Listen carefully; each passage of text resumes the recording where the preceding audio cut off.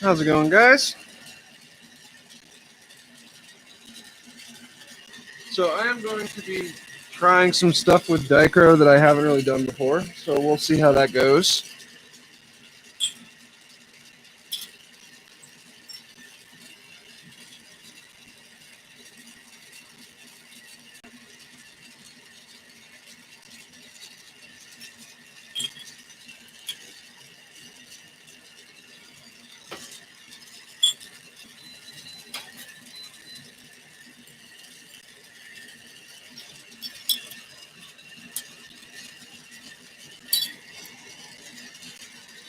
We're going to do some dread beads and some marbles, and I'm not sure what else.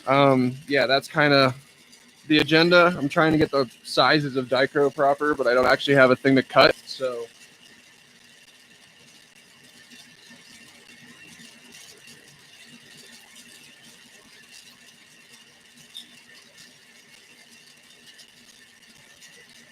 we shall see.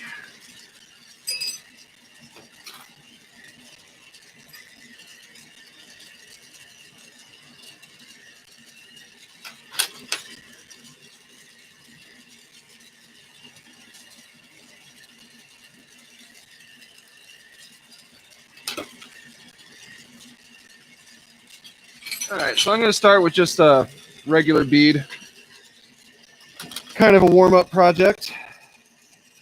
You know, it's pretty hot in the studio.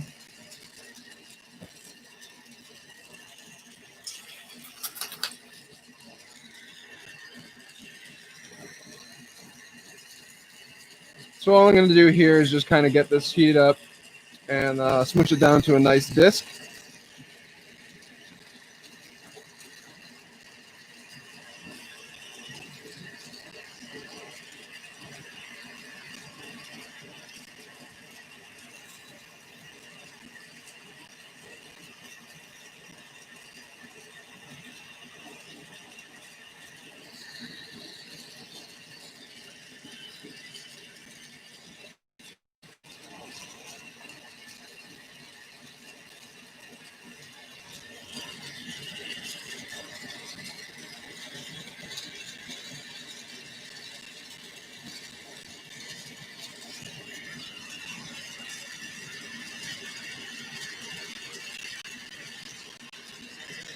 All right, got a nice disc. Go ahead and grab some Dichro out of the kiln.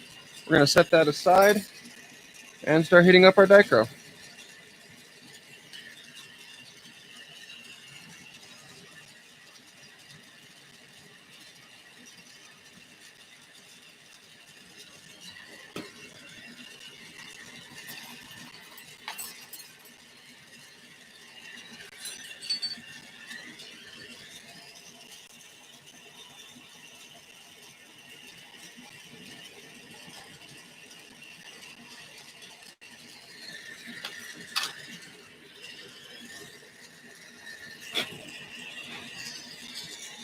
Always figure out what side of your Dichro the metal's on. Heat up the opposite side, so you're always heating up clear.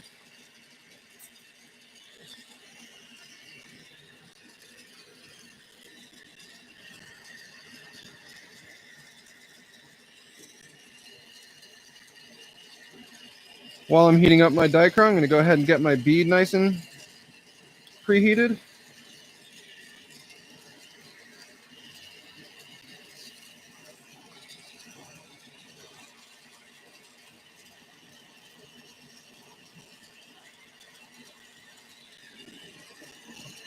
Then we're just going to set this down on the marver and press our clear onto the dichro.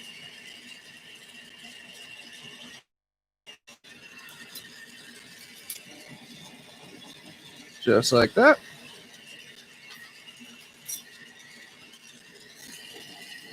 Now I'm going to roll the edges over.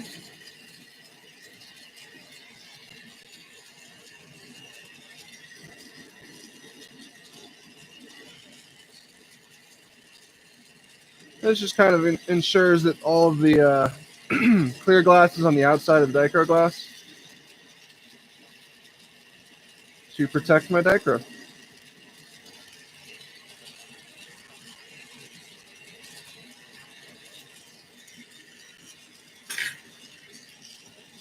Now we want to heat the whole thing up and press down. That'll kind of even out the dichro throughout the entire piece.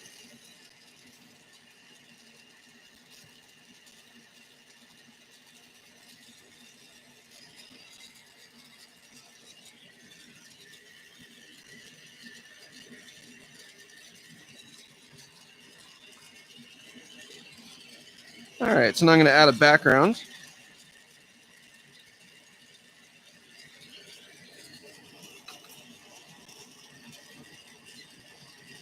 We're going to use black because I like it.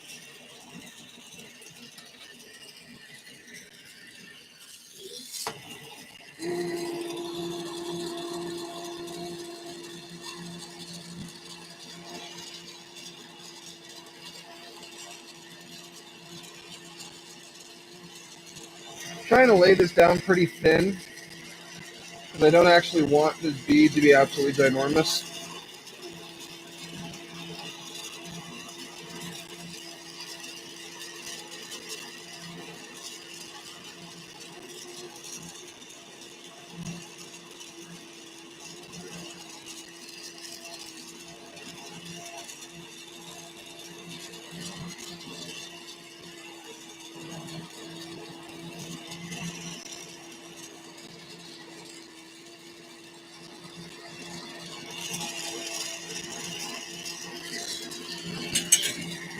Should be good.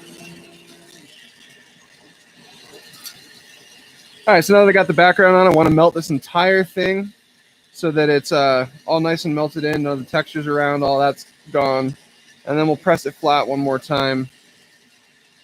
And that'll be the basis of the bead. You're rolling the clear. The way the dichro, she asked if you're rolling clear or dichro. The way the dichro works is one side's going to have the dichro finished, the other side is clear. So you basically want to roll the clear over the edge of the dichro when you put the dichro on the glass first. And that way, that little seam where your dichro has hit the piece, you can sometimes, the flame will hit that little seam and fry out just the edges of wherever you put your dichro down. And so you want to roll the clear over it so that the very edge of that seam is protected.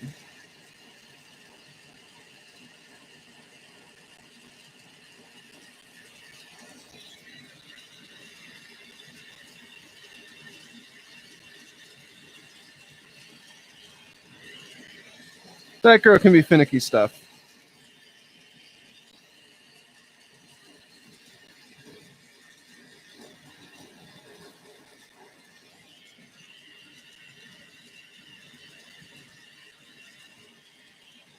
All right, so now we're going to take it off our large handle, put it on a smaller one, and get ready to make our loop.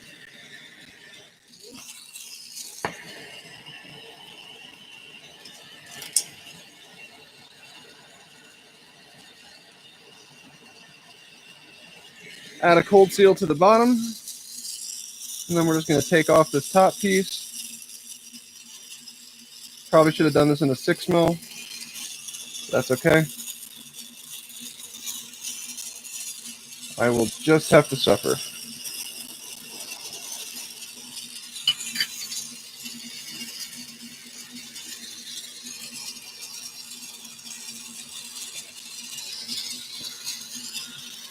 Now we just want to heat the entire top thing in that button shape and let it dome itself over so that it goes back to being a nice bead shape.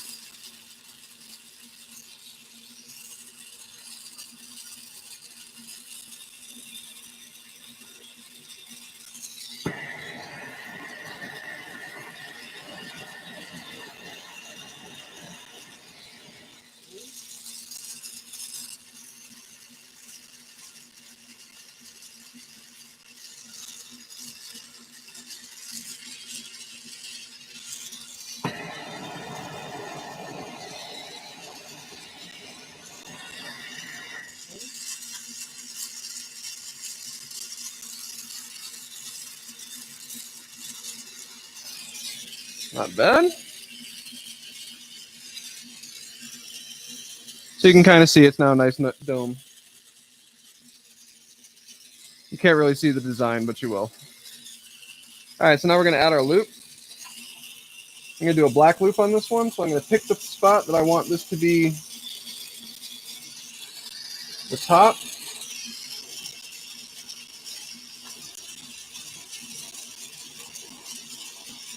Heat up the black, heat up the piece, touch the two together. Make sure they seal nice. Tap it off. Center it. And then add your handle back onto the other end.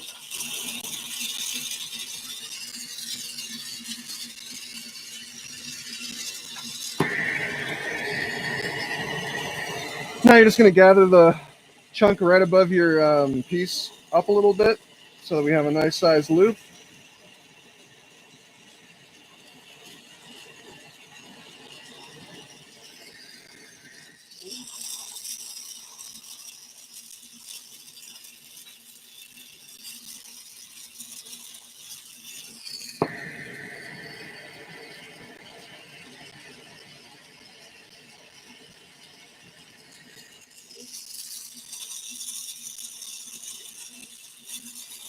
Let's add a nice big gather there.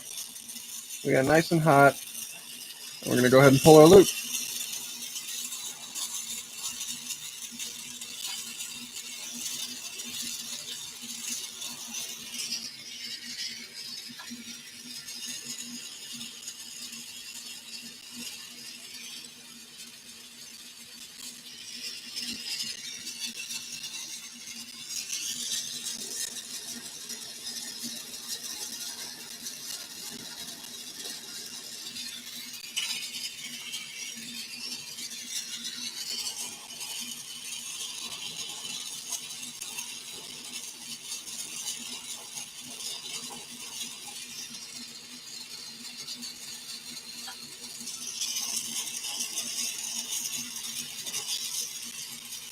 And then we just want to seal the back of the loop so it's all one piece of glass and it's not, there's no seam there.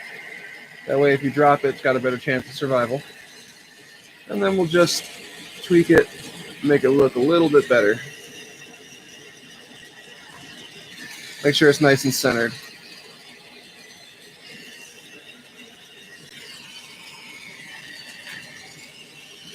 There you have that.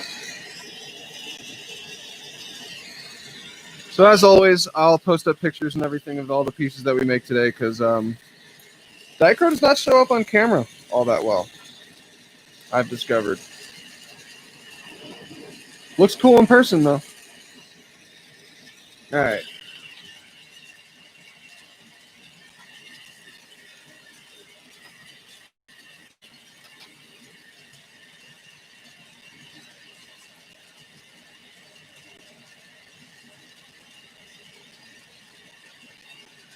So now we're going to do something I haven't ever really done before.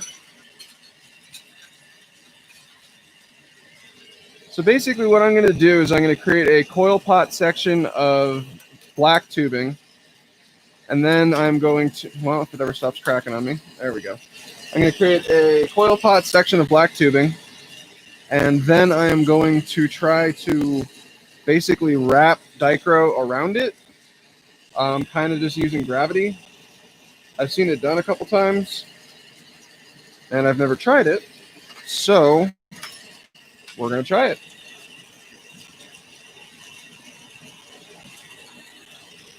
So the first part is going to be the coil pot tubing. Again, I'm going to use black.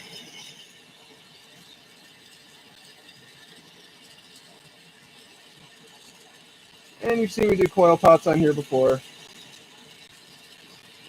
But you're just heating your glass and just putting layer on top of layer on top of layer.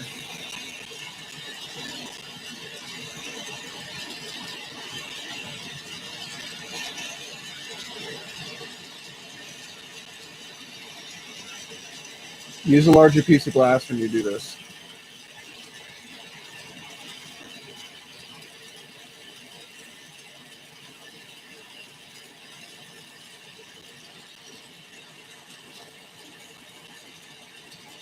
All right. So now we want to heat it up, blow it out, condense it, blow it out, condense it, get it so that it's no longer got any ridges or any kind of texture or anything like that.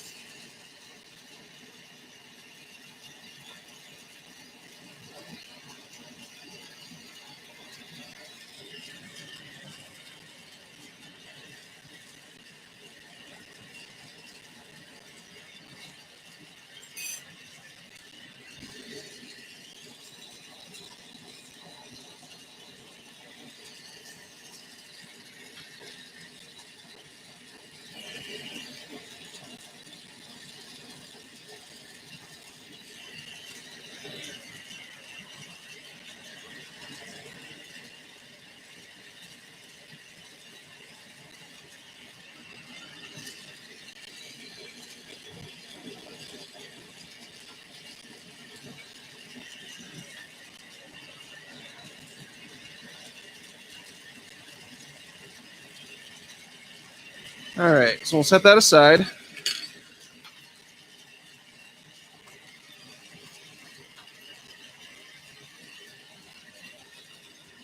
Grab my piece of Dichro, attach some clear to it as the same as usual.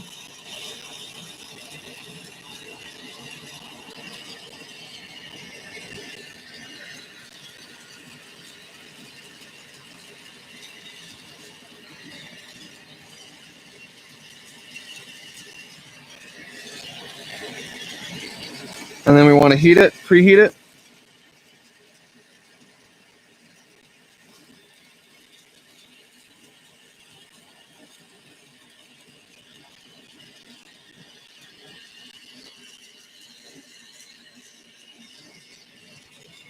Whoa. Okay. Guess it's preheated. So now we want to get this piece of color tubing super hot.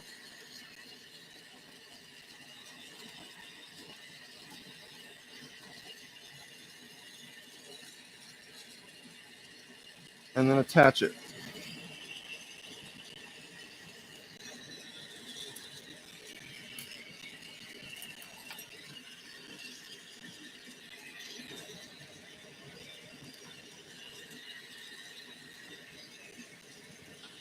And now what I'm doing is heating and rolling at the same time.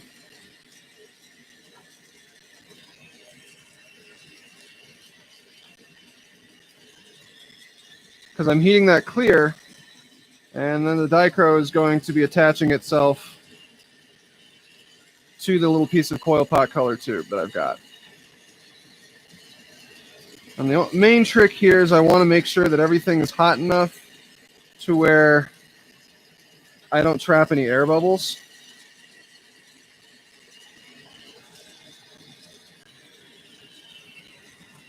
And then as we get to the seam, I want to make sure that I press the Dichro into that seam that I'll end up creating here in just a second.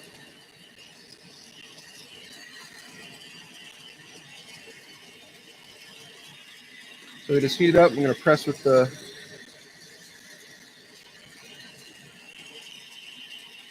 knife.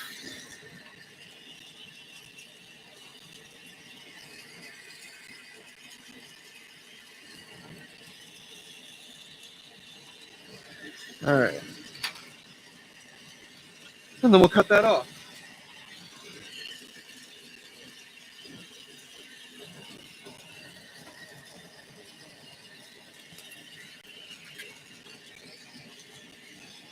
All right, so now we want to make sure we clean everything up.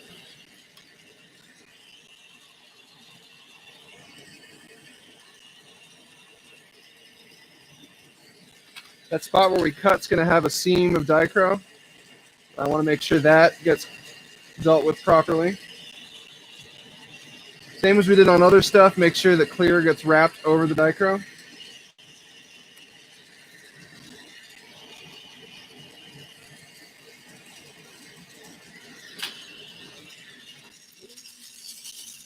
On that one, I'm actually going to tear away some of the glass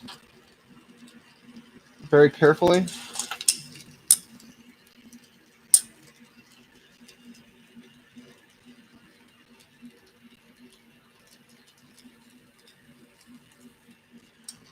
make sure I'm tearing it away so that clear goes over dichro.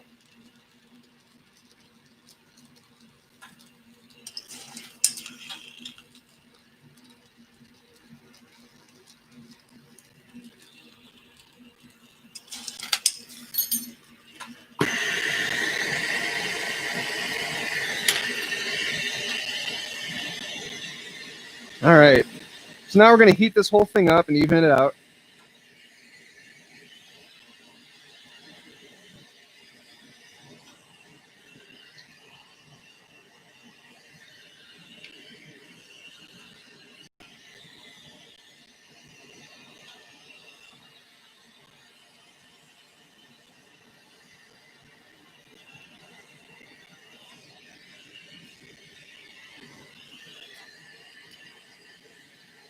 At the tip, we need to make sure that our dichro also gets covered by clear. And then we're probably going to pull that off at the end or in one of the next steps so that it'll look a little cleaner.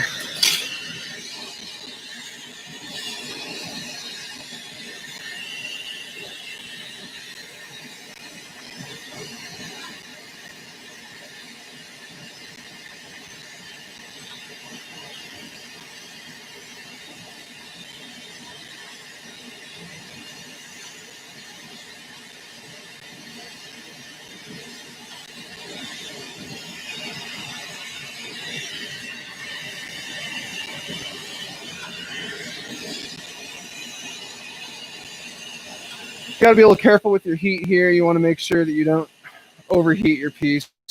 Dichro is super finicky. And what I'm actually making here is a dreadlock bead. My sales guy has decided that we need to carry those, so now I'm learning to make them.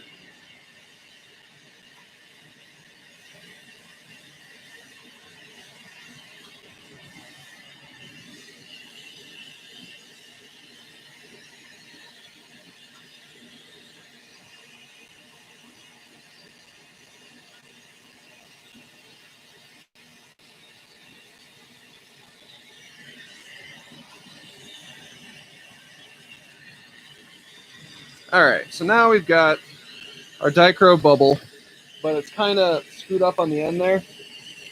So I'm going to pop a hole in this side and then take it off. And change my tube over to something a little bit cleaner and smaller.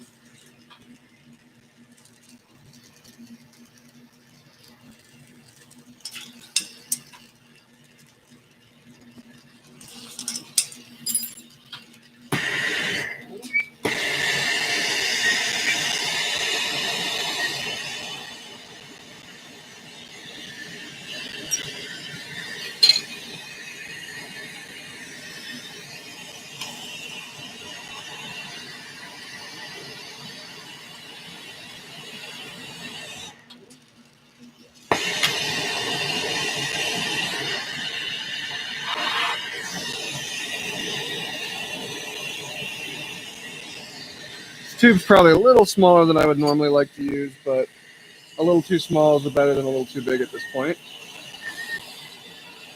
I want to seal it to that hole that I popped. Make sure that this tube is nice and sealed and nice and centered.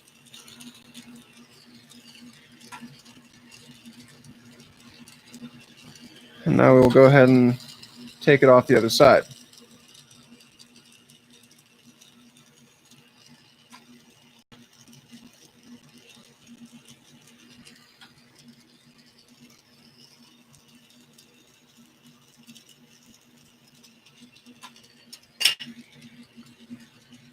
So now, I don't know if you can see, but it's a giant mess.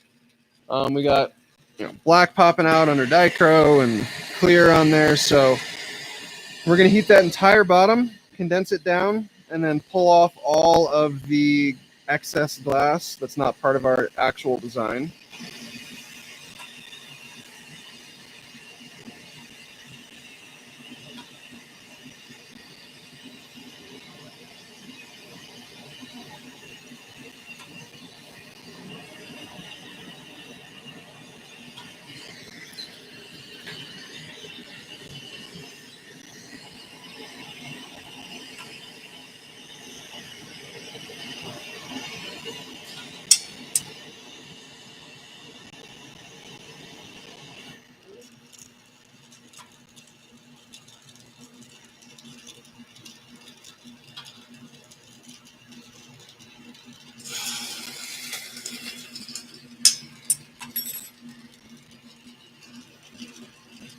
Pretty good.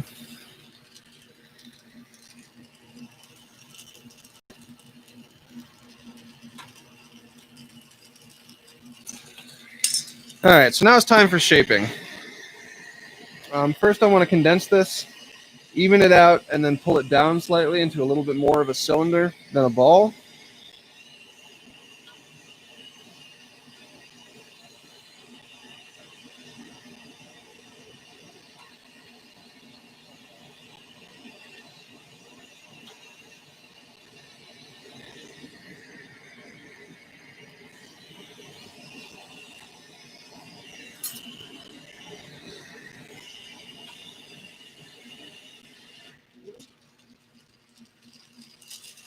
So I'm going to add a handle to the other side.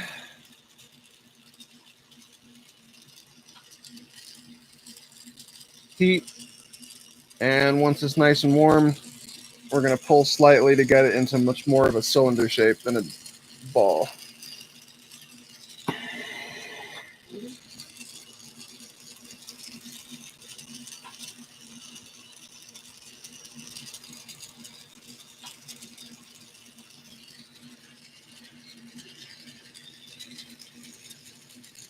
So that's a little bit closer to what we're looking for.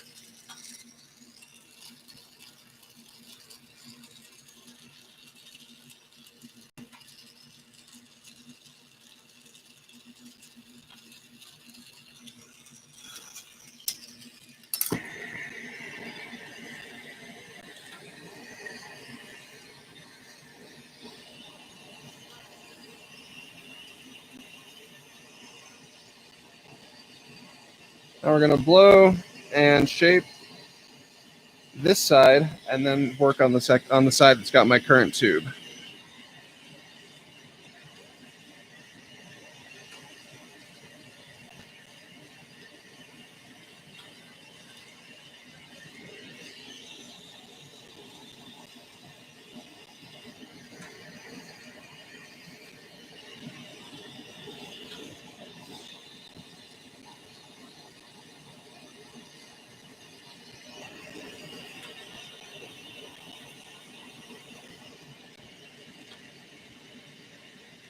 All right. So now it's got half of it anyways, has the shape I want. So I want to pop open the hole on this side and switch over.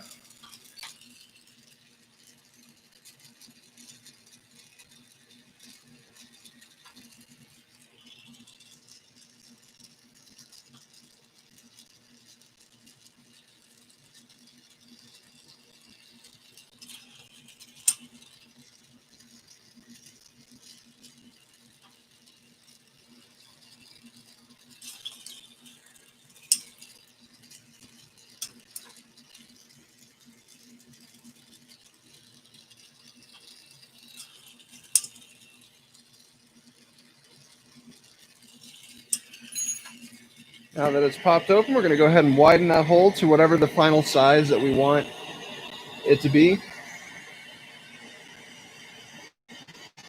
This is a fairly reasonable sized bead, so I want to make sure that the hole is large enough to fit on a medium to large size dreadlock.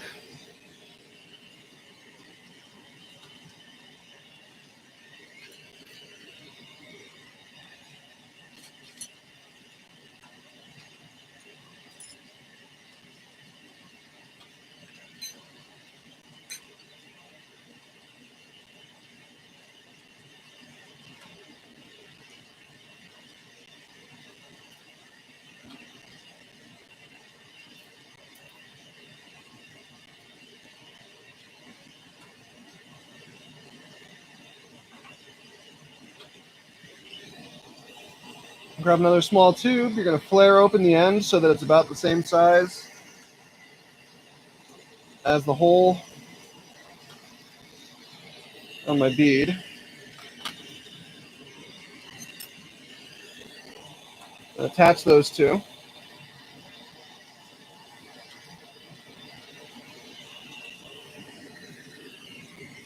And take off the tube on the other ends.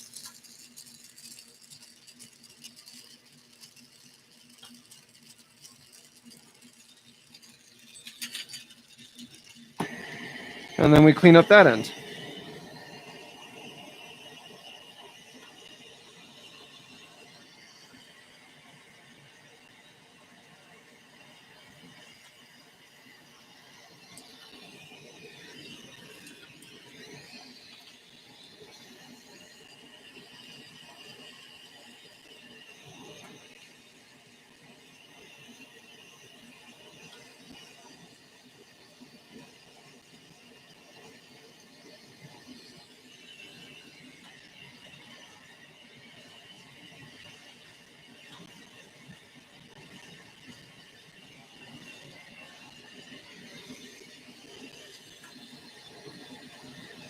Do the same thing we did on the other side over here. Just shape it down.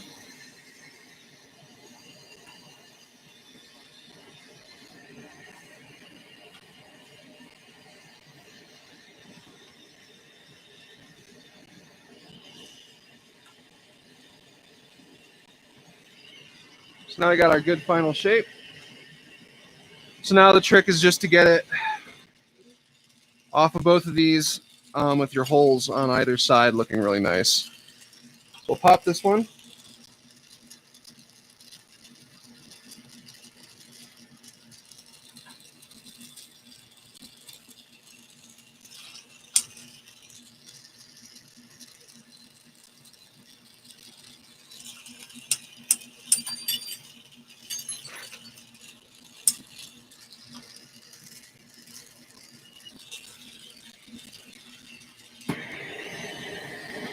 And then try to size it to the exact size of the other hole.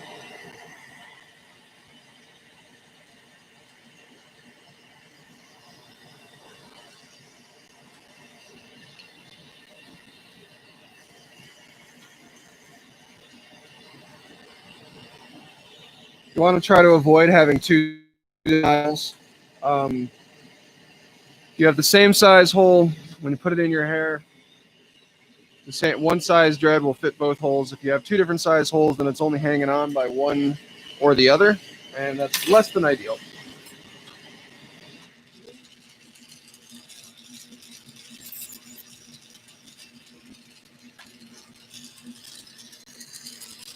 Take off our other handle.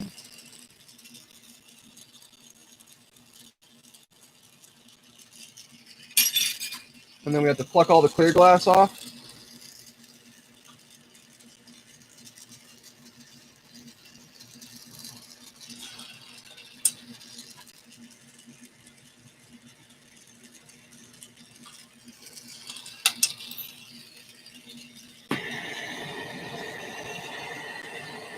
And then size it.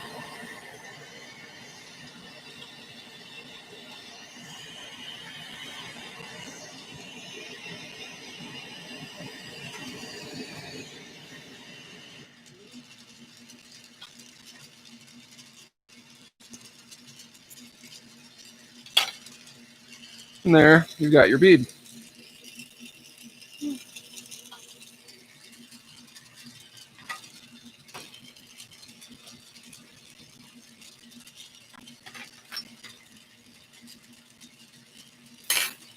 All right, so next we're going to do an air trap marble. Yeah, that's kind of the end of the statement. I think this one's going to be going up for auction on Black Market Marbles probably tomorrow or the next day. So, yeah, let's get started.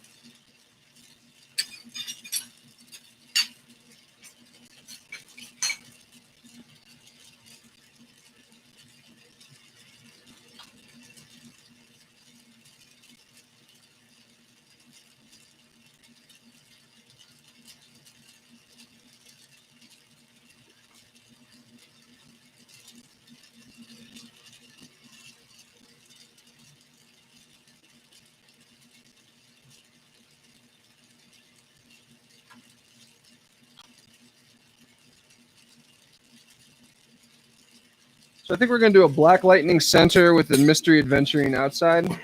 So that means that the center part of the See an Enemy kind of air trap burst is going to be Black Lightning, which is it's a really dark color, but it also has some really nice kind of blue and purple streaks in it, so we'll see how that looks.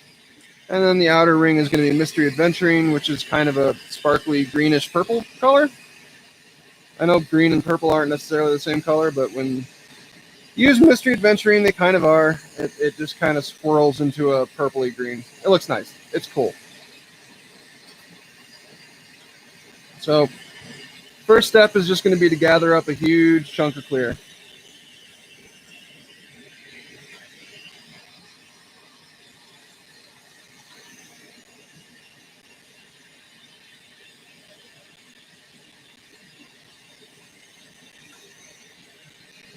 And if you want to see a better, more detailed version of how to do this exact same project, feel free to check out any of my tutorial videos. I do have an air trap marble tutorial.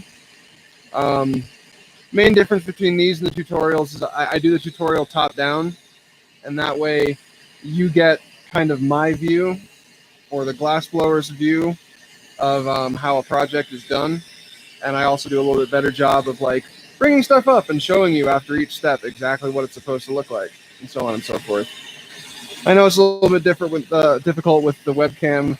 I'm working on trying to figure out how to get a didymium lens for the webcam or a filter or something so you guys can kind of see what's going on in flame a little bit better. But for now, this will just have to do.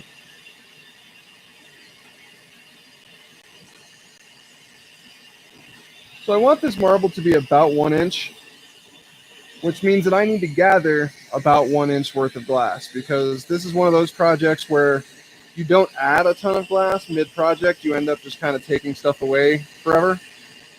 So your initial gather is going to be roughly the size of your final project.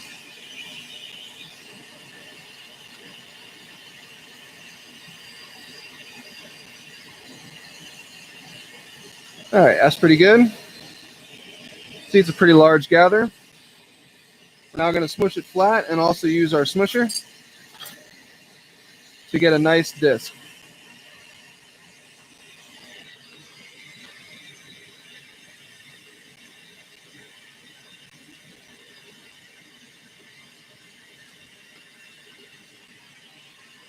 All right, we got our disc.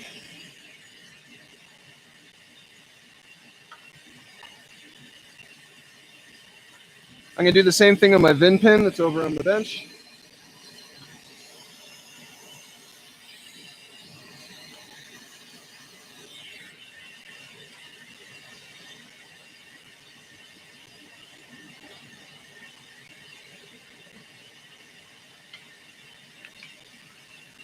All right, and what that did is it added all those little divots and holes in the bottom of the piece.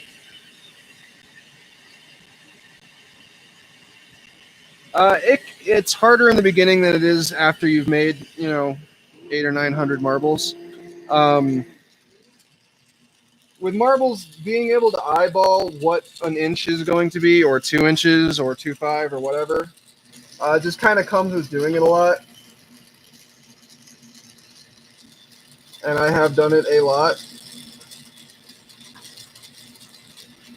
But also in the beginning, it doesn't really matter. When you first start out making marbles, how big the marble is the least important part of what you're doing. You really want to focus more on making sure it's a nice marble, and however big it comes out, that's how big it comes out. So I do marbles primarily for art shows, and to create a cohesive look among my marbles, I tend to make specifically 1 inch, 2 inch, and 3 inch marbles.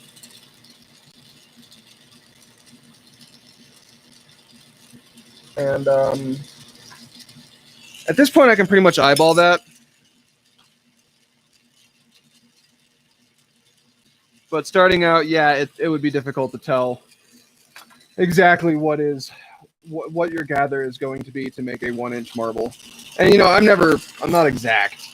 A marble can be off by a little bit, and it's not really noticeable.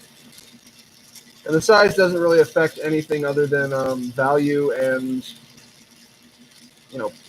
how much room you need to place it. So if you make a marble that was supposed to be 1 inch It turns out to be 1.1 or 0.9. It's not really a big deal. More than anything, you just want to make sure you have the right size marble mold for whatever size piece you're making. So the very center of this piece, I did in that Black Lightning. And then the outside's going to get done, is being done in Mystery Adventurine. The Black Lightning is a much denser color than the Mystery Adventurine. So when I condense this down and get it to do its thing, it is going to be kind of a pain in the butt, because the Black Lightning is not going to want to condense down. So it's going to take a little while.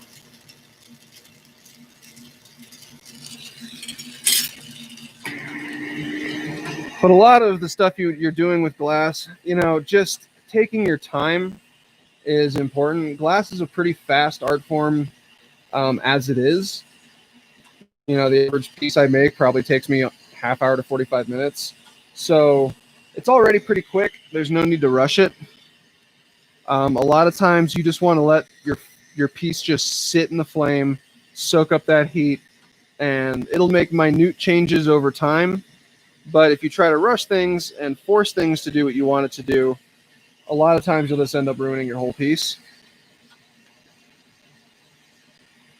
So right now I'm heating it, holding it at a slight downward angle, heating the top rim, like this part of my disc. And that's going to cause the rim to kind of dome over. And that's kind of what we're looking for, to implode our piece. I don't want that cup to get crazy. This isn't a flower. I'm not going to set it down and cause everything to fly out. This is going to be a single condensing, so that all of my sea anemone stuff, like all my little streaks of color, will be very straight.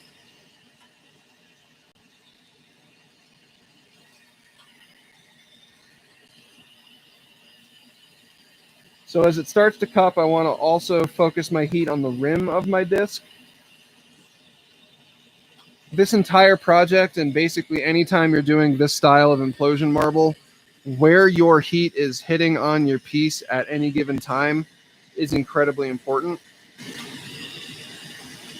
It's not just that you soak it in the flame, but how you soak it in the flame that will change your change the look of your inside of your piece, or even make it so that this piece doesn't work at all, or does work, however.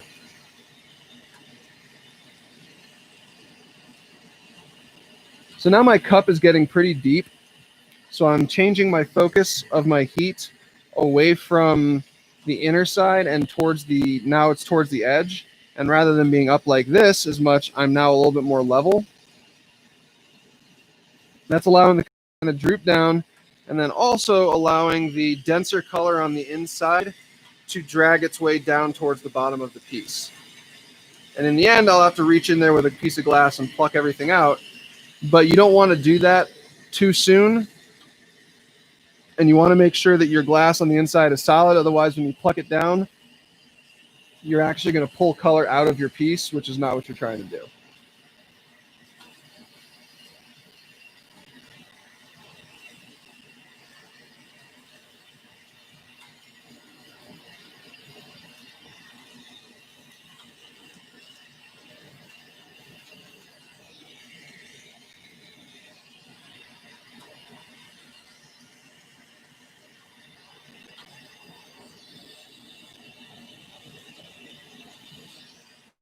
I learned to heat on the edge. Yes, trial and error. That's the short answer. I just made a lot of these. I also looked at tutorials in the Flow magazine. So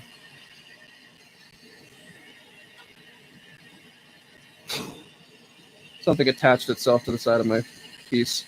Yeah, the Flow magazine had a lot of really cool demonstrations, and for those of you who are interested, I will actually be having a marble featured in one of the next issues of the Flow magazine, the next marble issue. So check that out and take a look. It's kind of awesome.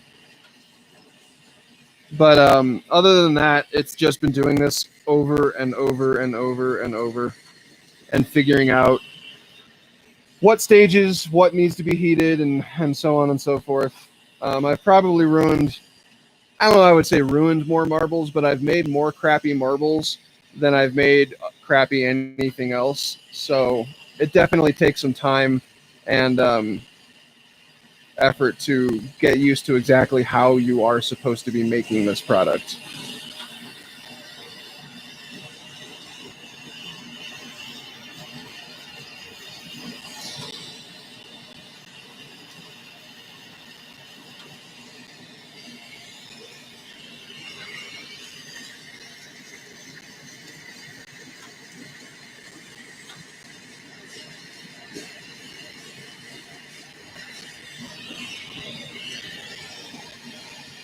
When I switch my hands like that, it's serving two purposes. One, my rod's a little bit shorter than I want it to be because I was too lazy to get a new one, so it's a little hot.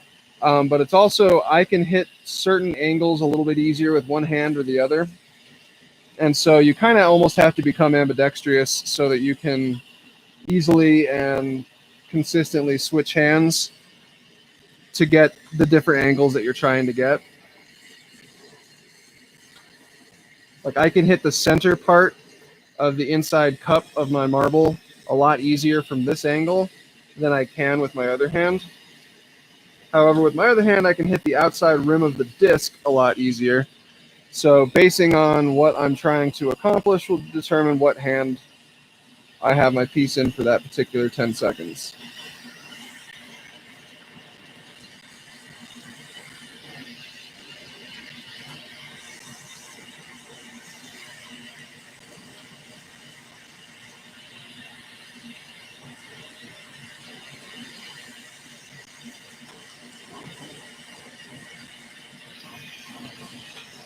All right, sound pretty good. I'm going to take a piece of 4 mil.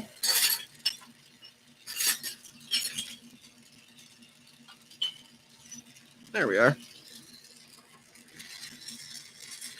I want to focus my heat on the very, very inside top middle of my cup. And I'm going to pull glass out from there. And this is going to be what actually like turns it from a cup into a marble.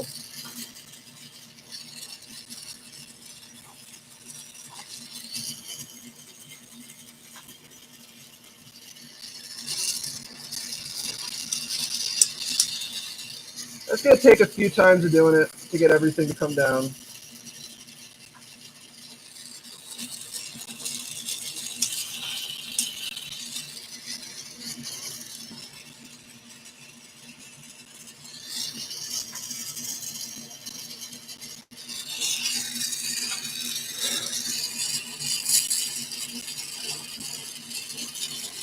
All right.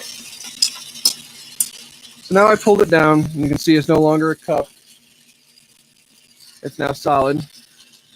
So now what I want to do is there's a lot of color on the outside of my clear. And I want to get rid of all of that because I actually want this piece to be completely color inside of clear and no color on the outside of the marble.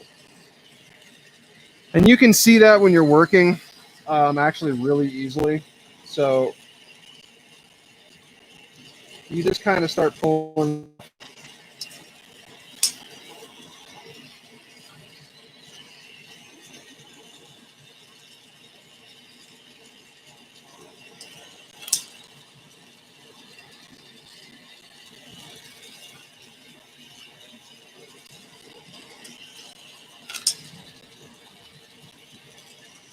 That's mostly an aesthetic thing, but it has a minor structural thing. Like you'll feel the color on the outside of your piece when you go to put it through the marble mold. All right, so now we have our whole design and everything we're looking for in this weird oblong shaped piece of glass. So now we're going to run it through the mold and get this to be in a marble.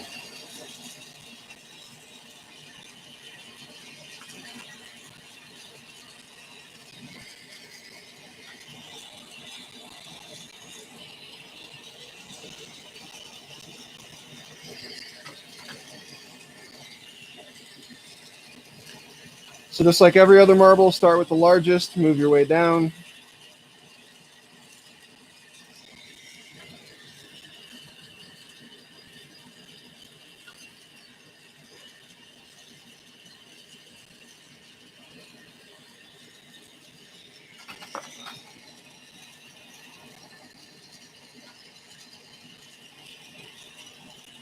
And this one came down as some nice tiers. It basically has, your center ones, and then a lower ring, and then a lower ring, and then a lower ring, going all the way down. They don't always come out like that.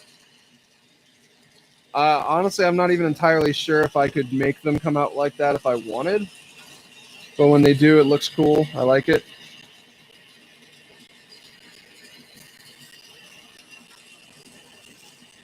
A lot more times, they don't necessarily have quite as distinct tiers of color. It just kind of all looks like one big burst. They both look cool. Doesn't make much difference. All right, so now we've pretty much got it down to a marble. So I'm going to take it off this thick rod, put it on a smaller one.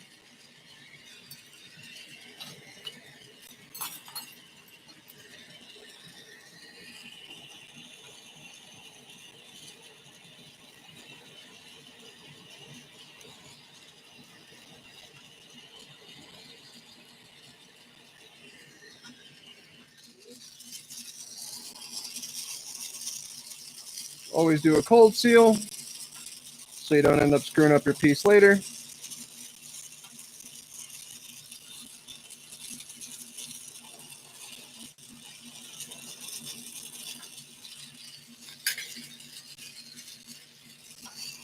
I don't actually want to increase the size of this piece at all. I'm pretty happy with how it is. So I'm going to pull that piece of glass off rather than gathering it in, as I do a lot of times.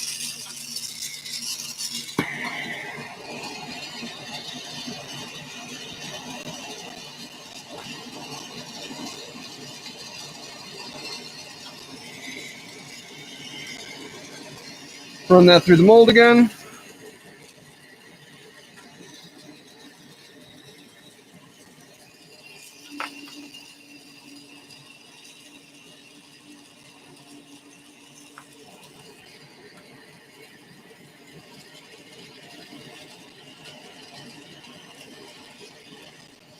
All right.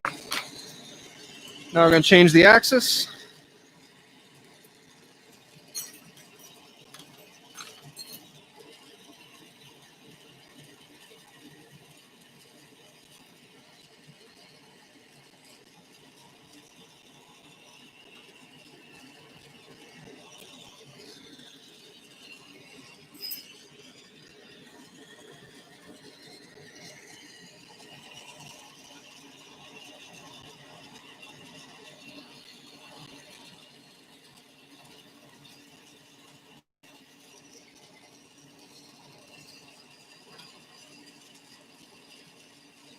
Focus on the bottom half. Try to stay away from your handle.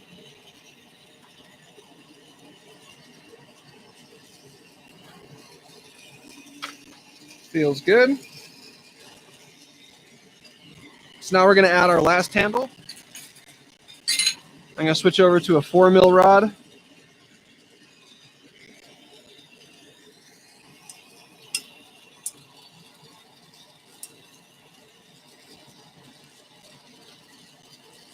Let it cool for a second before I touch it. That way it's a really weak seal.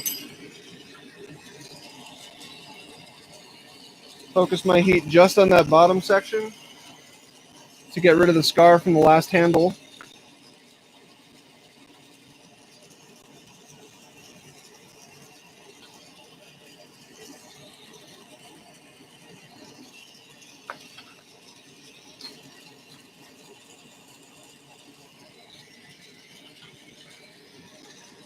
Let that cool for a second. You can kind of see the design.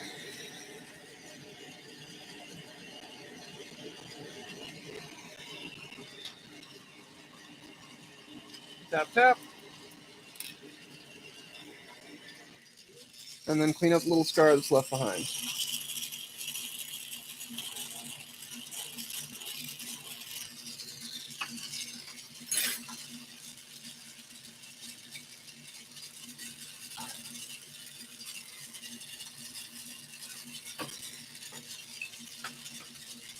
All right, before we do the next project, I'm going to put my fan on and try to get some air moving in here. It's a little hot.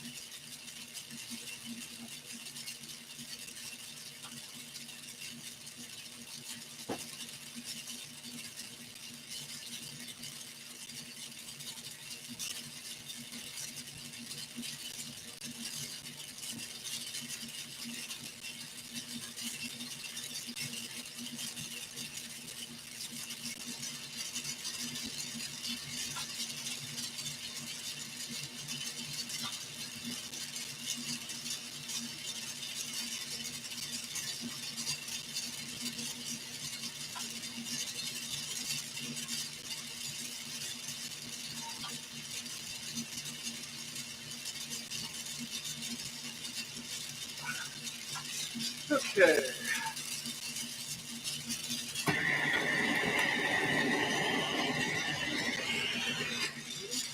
So now I think we're going to go back and do another dread bead. We're going to do something I don't normally do a ton of, which is inside out work. So I guess first we're going to start by pulling some twisty cane.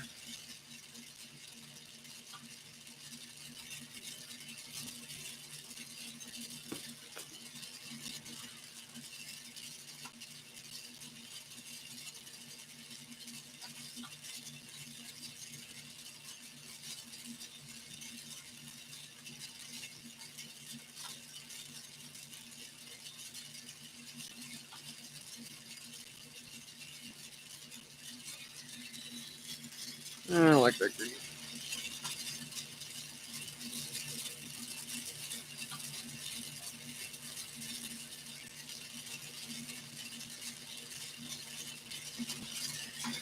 All right, so we're going to use these three colors.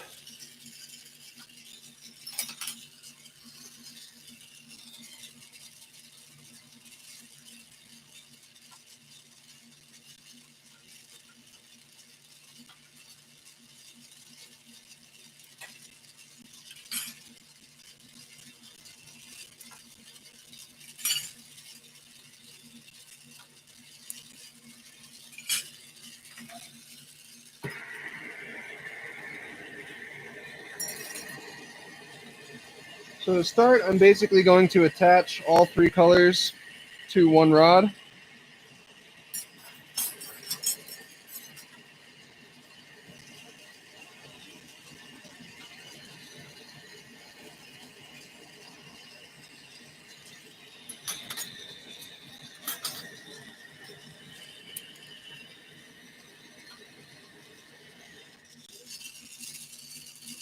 This is probably not the best way to do this, but I'm lazy. And so this is the way I'm doing it.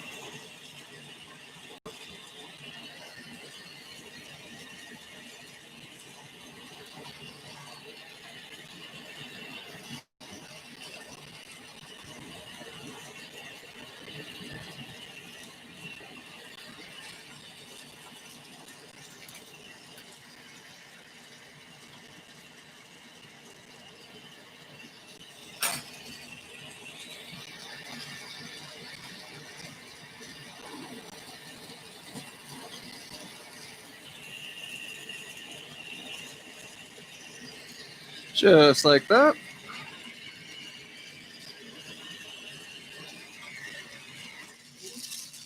And then we will melt that off up here.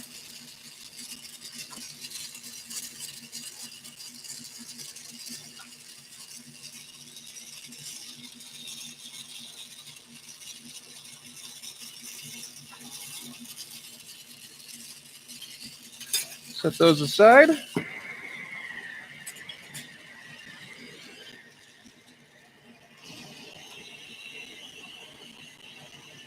Now we're going to attach another handle.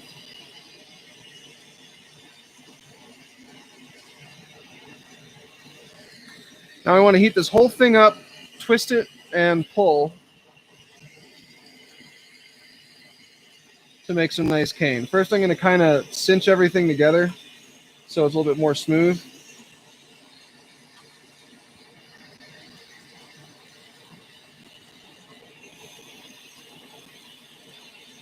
And also to make sure nothing pops off in the process.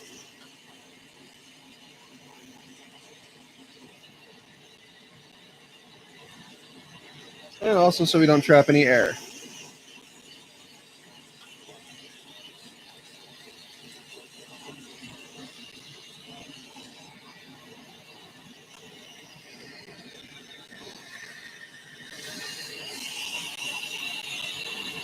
I definitely don't know if this is like the right or best way to do this. I don't actually make inside out work all that often, which is what we're going to be doing here. So this is kind of my best guess on how this is done. I've spent most of my career kind of working on my own. So a lot of like super basic techniques are things that I've just never seen anyone do. So I'm not 100% sure if the way I'm doing them is correct, but I've been doing this for a long time now, so I kind of feel like I can't be doing it that bad.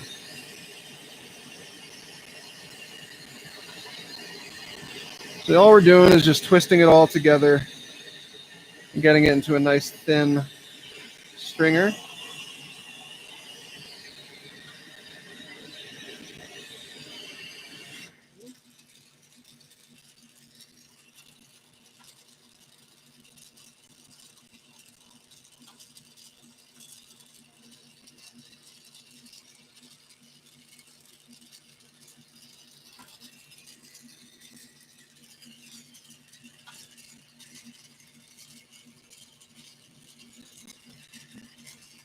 Looks pretty good. And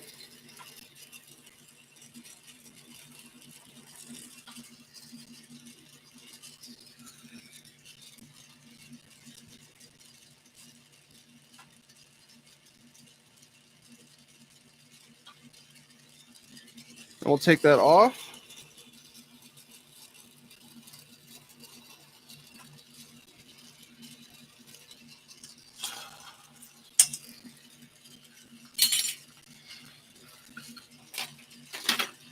And take it off this side too. A little thicker than I want, but that's all right.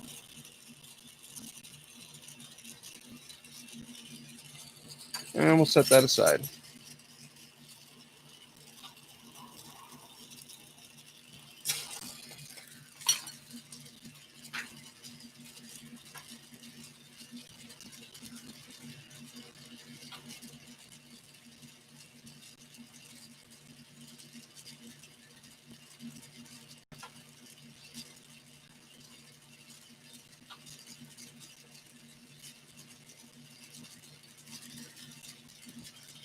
All right.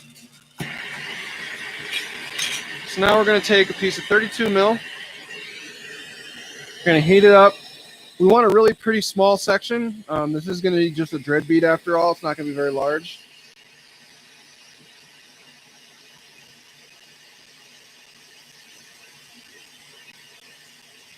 Pull our point.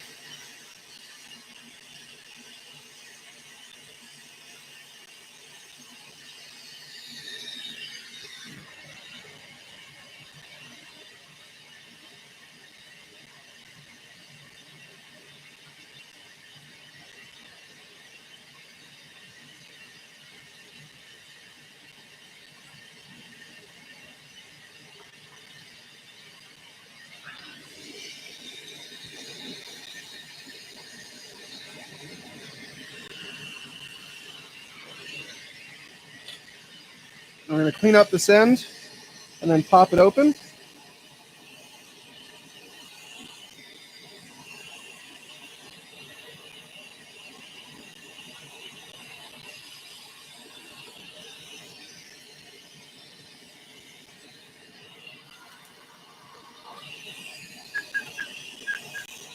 And now we're actually going to flare this whole thing open.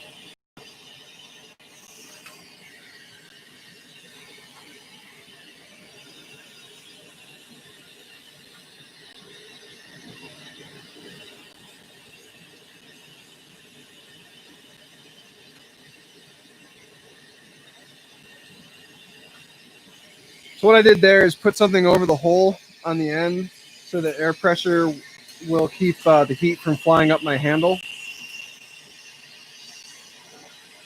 And then we just want to flare this open.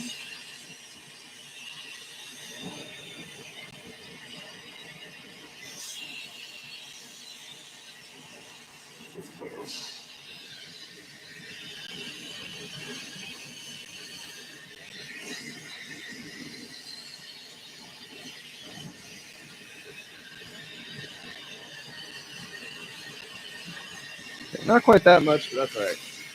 So we got our flared cup.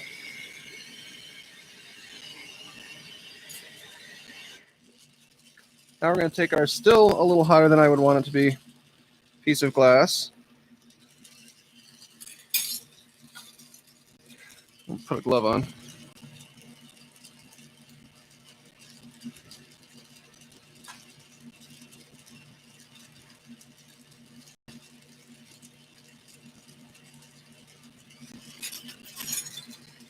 And we're just going to kind of draw lines down the inside of this cup.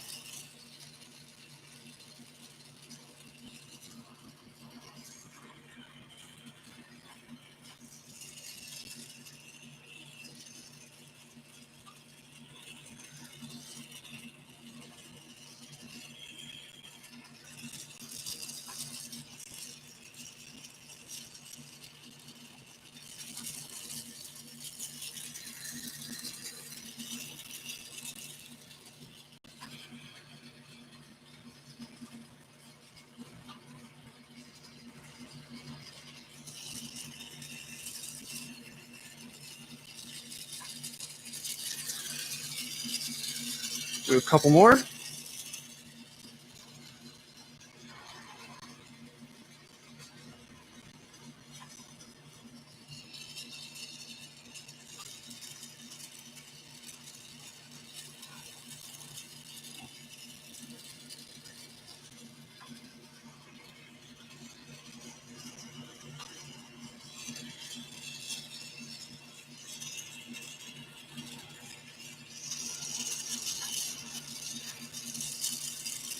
All right.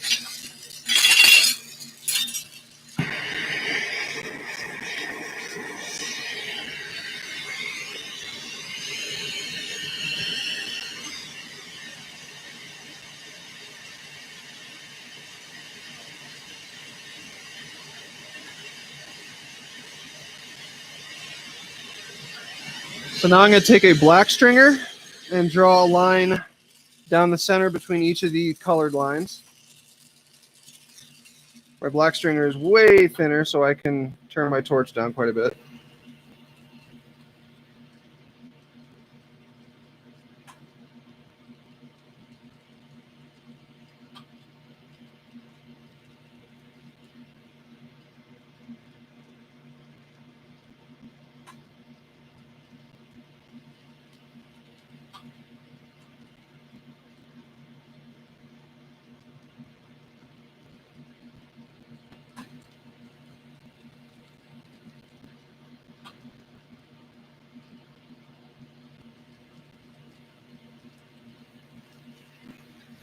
Just like that.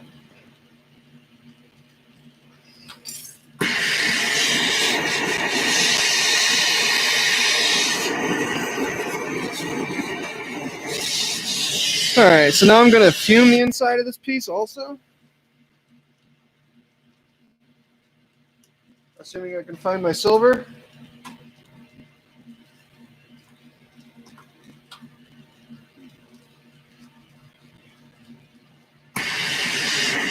Which I apparently cannot. So I guess we'll use gold. Oh, nope, there it is.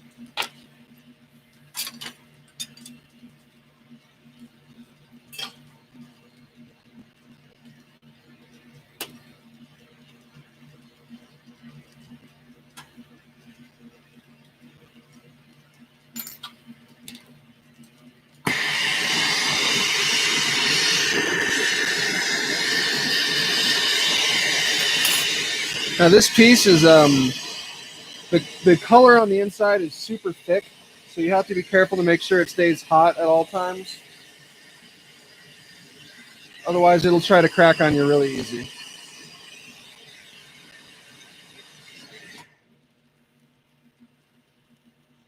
Got some silver on the end of my rod.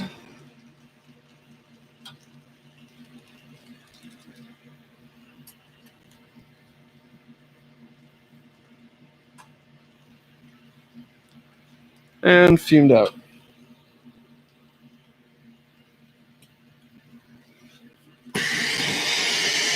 All right, so now we want to close our cup.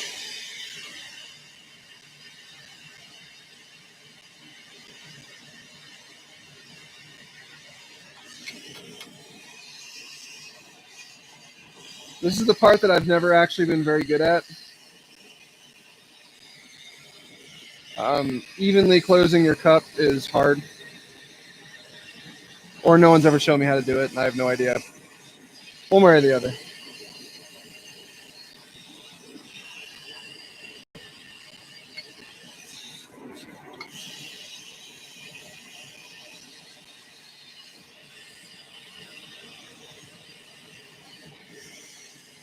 I tend to focus my heat on the very tip of the piece.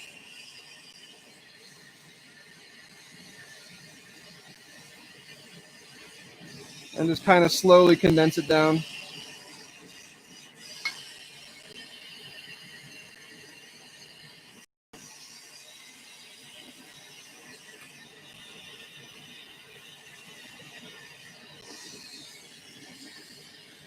At this point, I want to remove the little plug over my hole.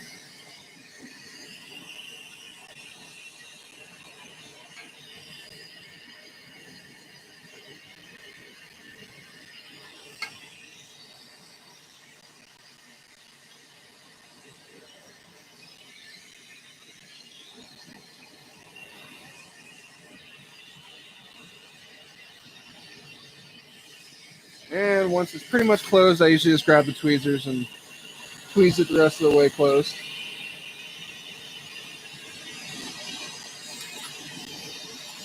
And then we want to pluck it out so that all of our little lines that we put in there meet up at the end.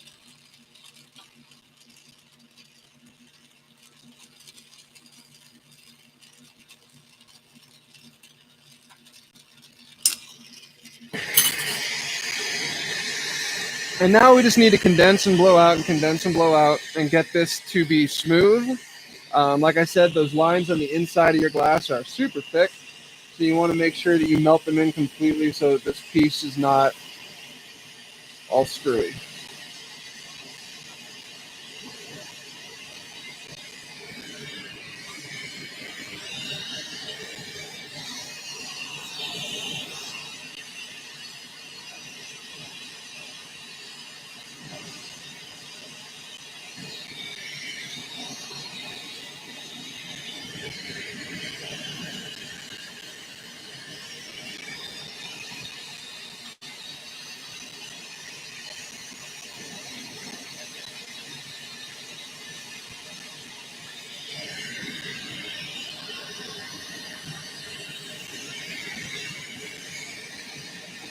All right, so I'm going to add a handle. Turn my torch way down.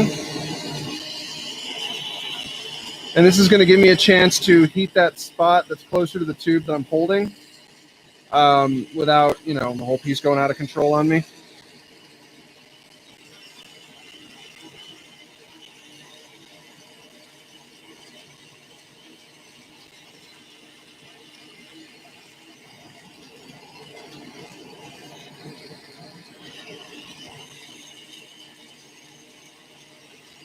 And this is all just in an effort to even everything out.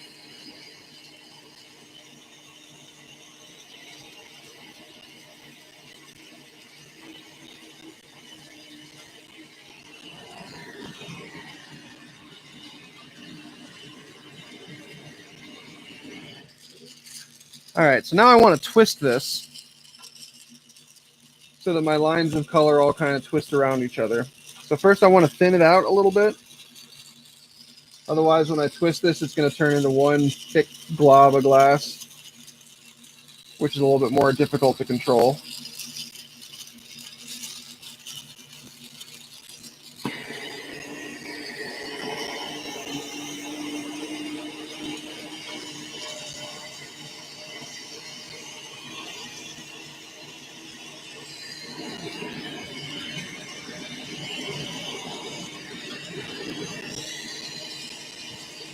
And then we'll twist it up.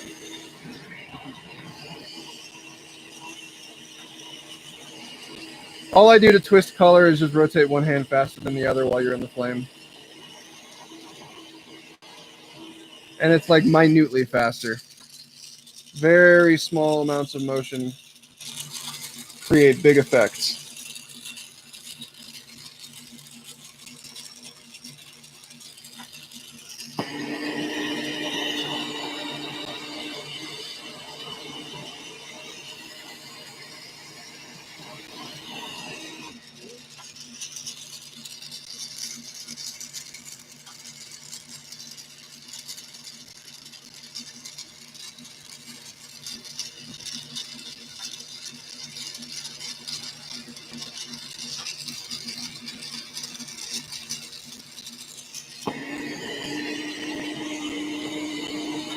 This actually might be big enough for 2, so I may make 2 out of this.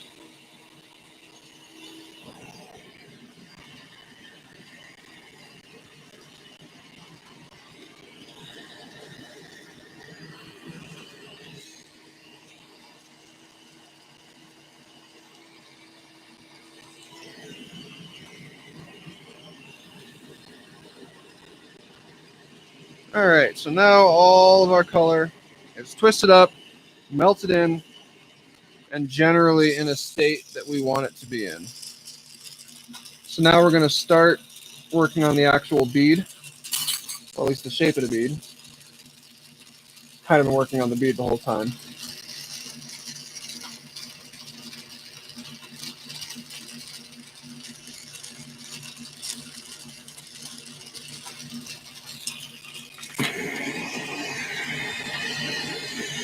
So first we want to even the thickness out, but we also want this to stay pretty thick. Half of the awesomeness of the inside out technique is just how cool it looks to have that clear glass or that colored glass kind of like going into that clear that's thick and over it. It looks good when it's thick.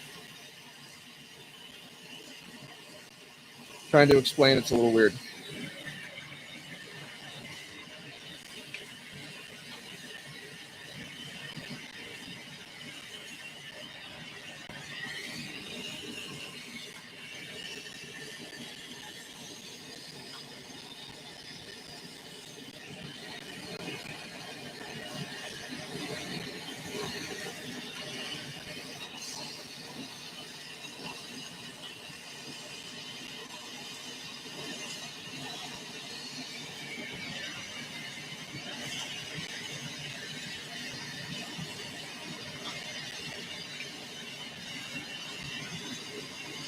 Okay, so that's nice and smooth on that side. We're going to pluck open a hole.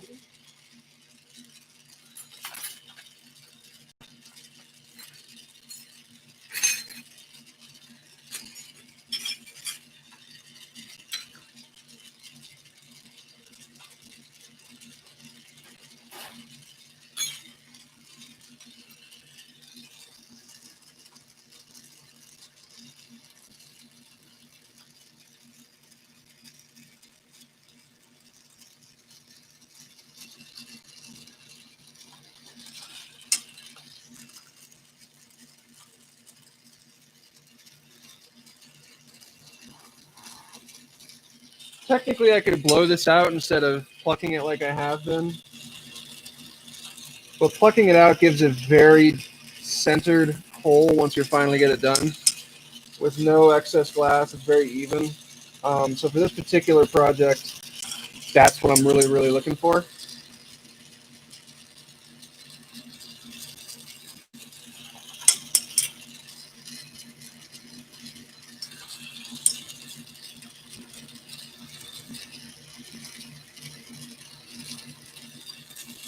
But because the piece is so thick, it does take a little bit longer.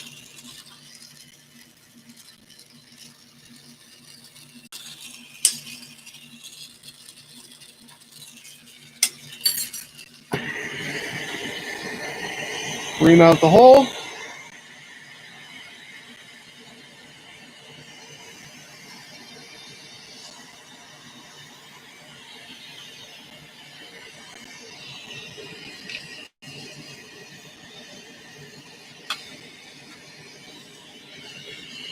All right, we're all set there. So now we'll take our skinny tube, our small tube, and make ourselves a handle again.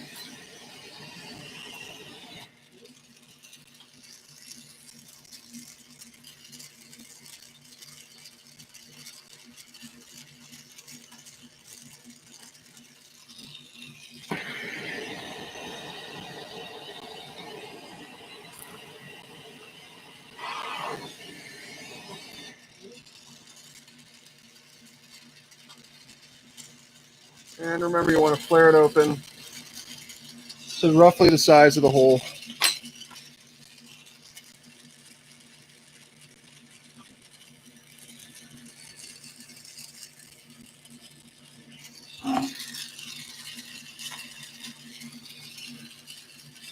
So now because this piece is large enough, I'm actually going to kind of cut it in half right here. And I'm going to make 2 beads out of this.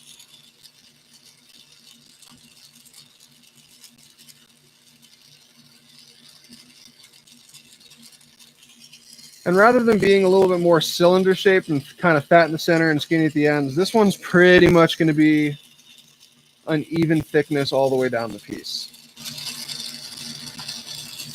Now, when I'm separating these two, I want to twist the same way as the twist in my color.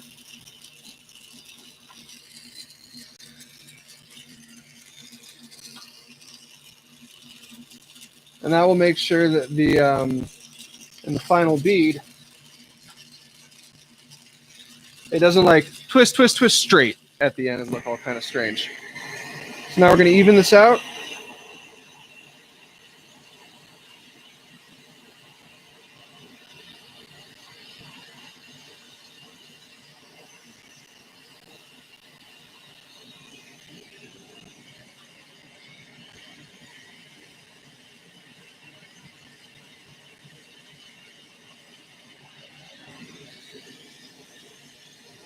Yes, I could use a blow tube there. It would probably even be better.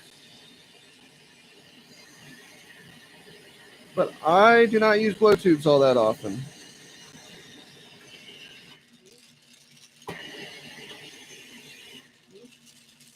They feel weird. I can always feel it on my hand that I'm rotating, whereas, you know, if you're not using a blow tube and your piece is even, it feels even and nice and smooth.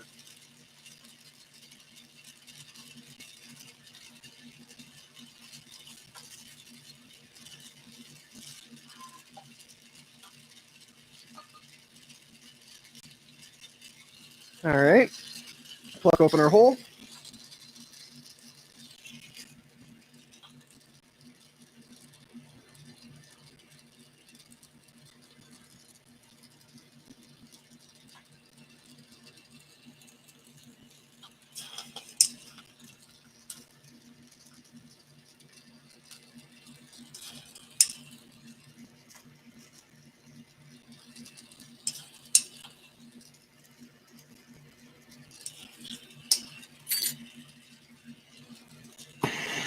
Ream it to size.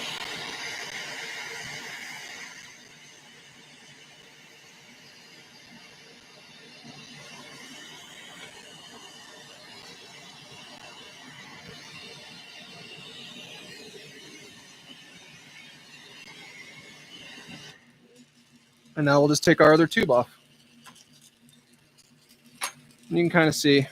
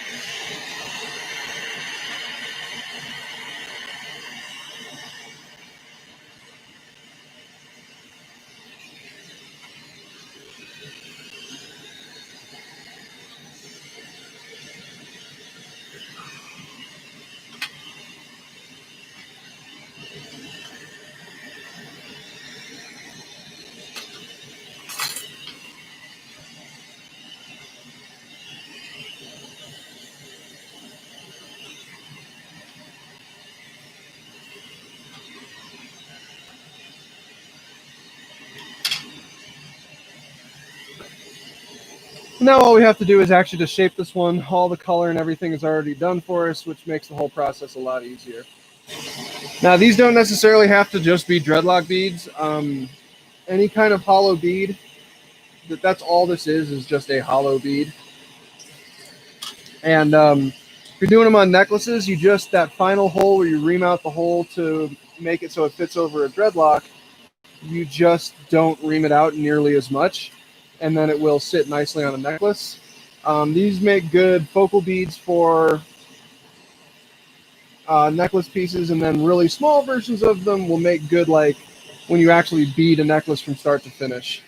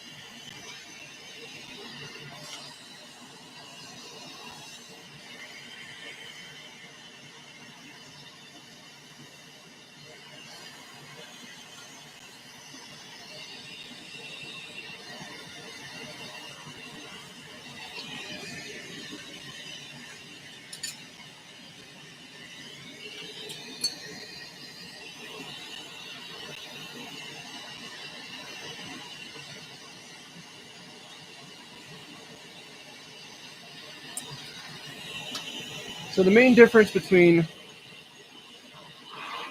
this piece and its sister bead is that this piece was on the edge of the glass that didn't get melted in as well. So when you connect this and you move down, you have to make sure that you really spend a little extra time melting in that end.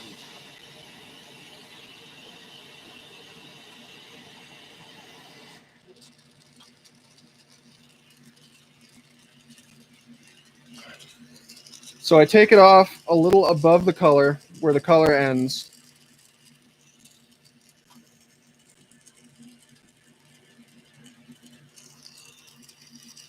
It was trying to crack on me, but decided against it. Remember to, when you pull off and twist along with the color.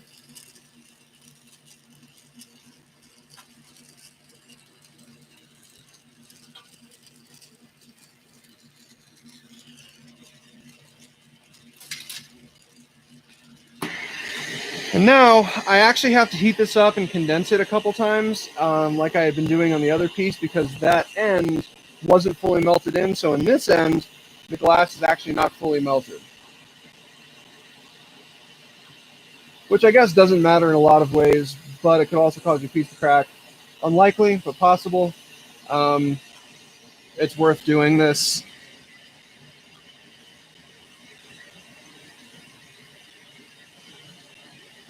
Just because no one wants their glass to crack, it sucks.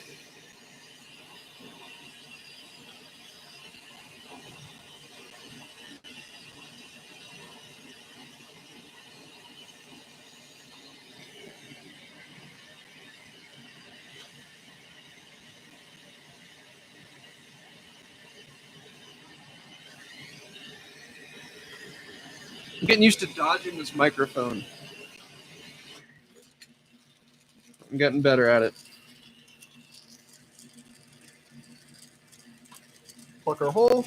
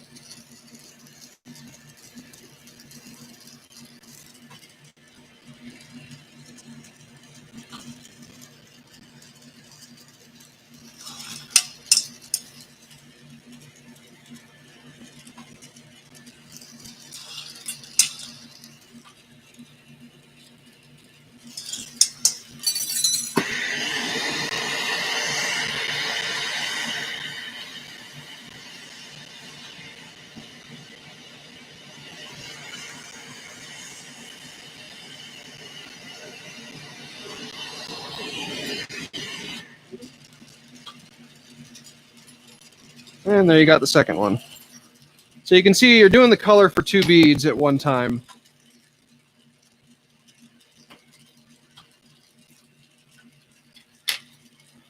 All right.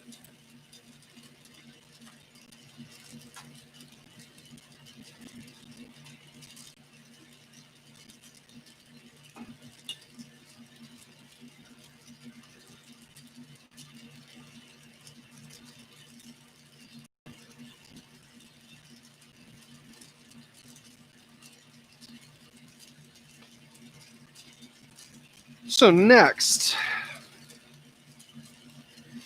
I think we're going to do an opal vortex marble.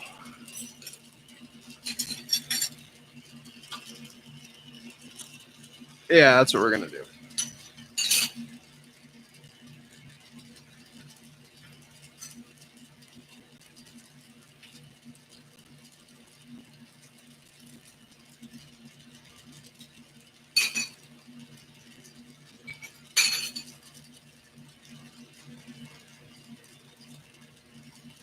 This should be about the right size. Might be a little small.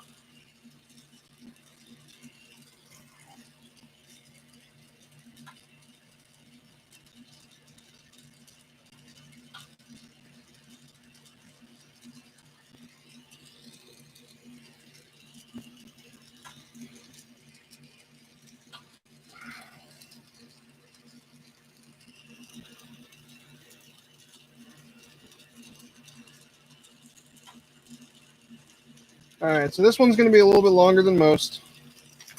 So if you need to go to the bathroom, now's the time.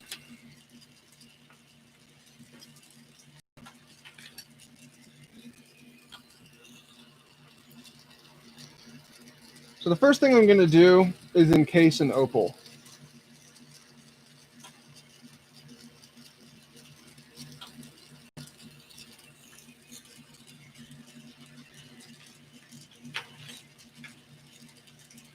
So the way I encase an opal is I grab an opal, take a little tube, stick it down the tube.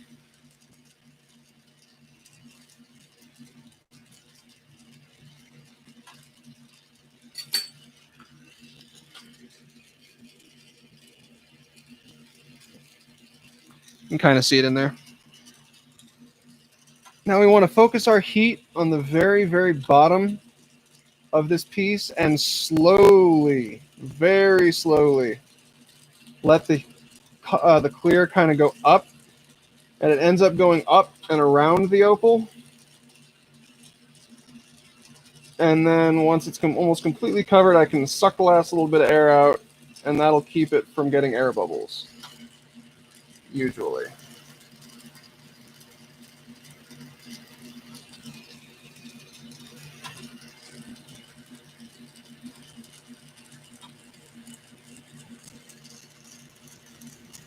Seen a lot of glass blowers do a lot of other things when they're encasing an opal, like twist the glass around the opal or skin the glass and all this other stuff. I don't really do any of that. At least in this project, I found that this is enough.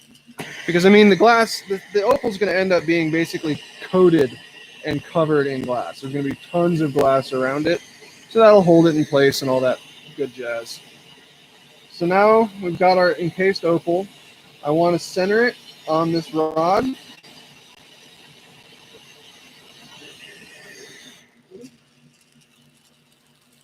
It is important that this gets nice and centered.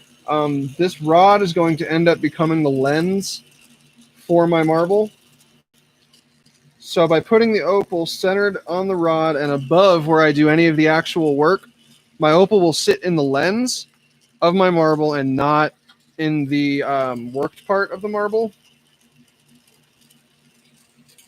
And I mean, that'll make it so it's not necessarily a focus, but it stands out. It's up and away from the work, so you can actually see it really well. It's not like down, sunk into the work, where you wouldn't be able to see it as well.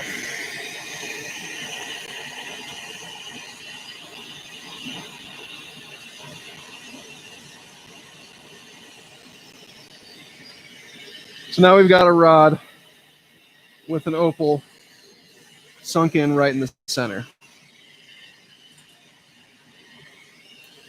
So now we take a 6 mil, and we're going to add the glass that's going to be what we actually work with.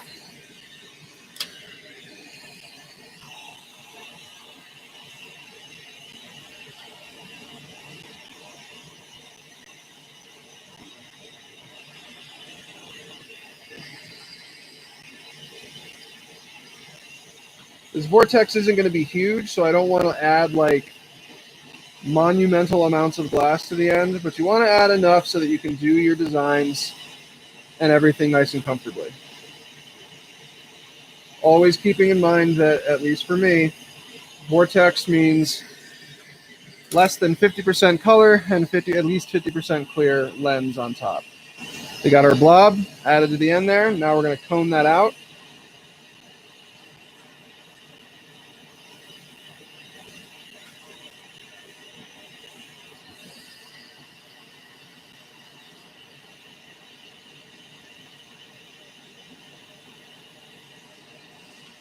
So a 3-inch version of this exact project is actually what I will be in the Flow magazine. My piece is. It's just a big 3-inch version that was made with anger and hate. All right, so I'm going to bounce my silver in the flame until it warms up. I guess there's a ton of other ways you can preheat this without causing your silver to pop out of the thing. This is just the one that works for me.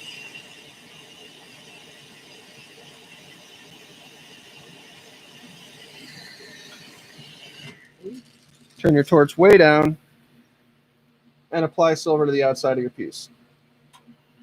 Doesn't need to be a ton, just cover your cone.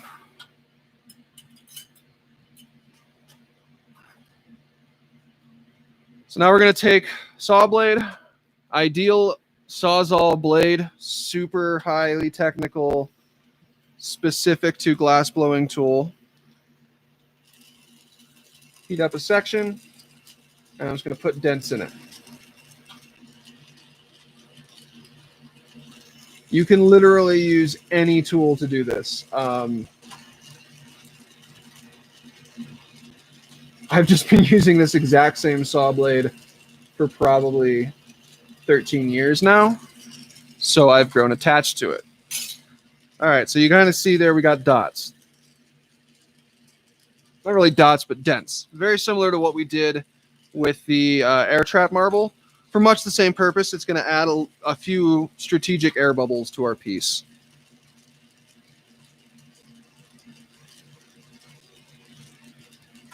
We're going to take some blue, and I'm going to cover just those air bubbles. I'm not going to cover the rest of the clear. Just where I use the Sawzall blade.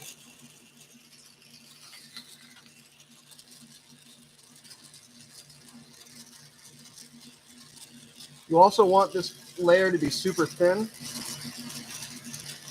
So I do it very quick. It's a quick push to make sure that a very thin layer of the glass is what gets left behind.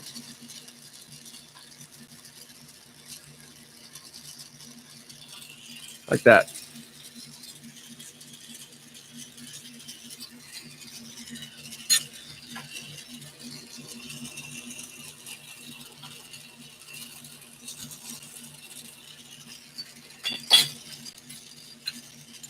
Now we will twist it.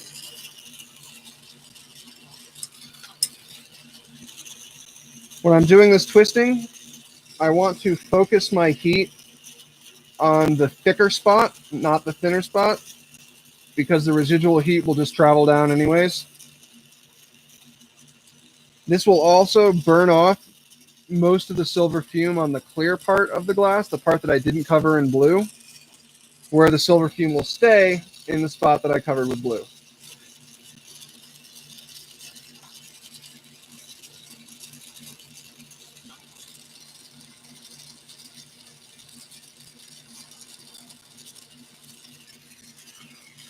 You want to be careful only to twist the cone and not get up into your what's going to be your lens and where your opal is. That needs to stay nice and centered.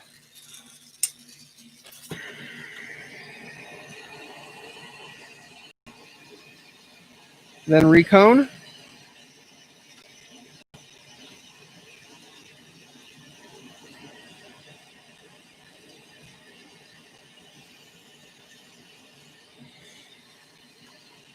Remember, after almost every single step, you want to recone your piece.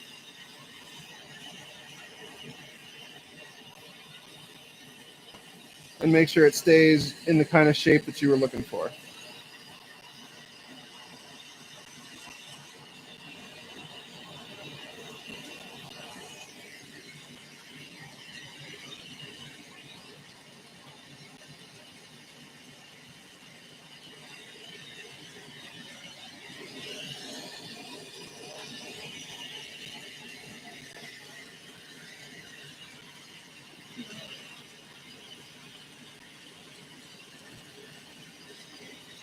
Now I'm going to take 2 reasonable sized chunks of glass.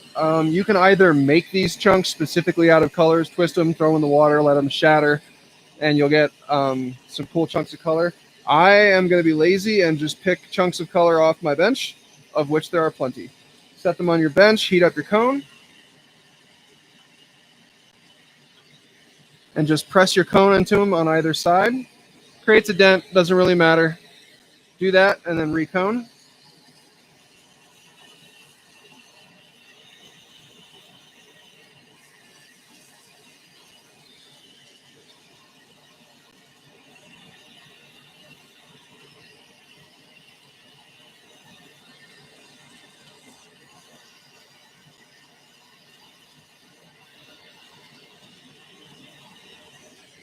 Then I'm going to add some frit to the outside. Start with some blue. I'm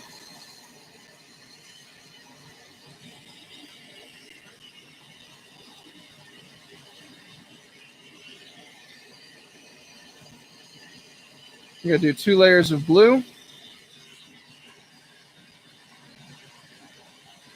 Again, make sure you're getting your frit only on your cone. Everything else needs to stay completely clean. Once I've got those 2 layers on, recone.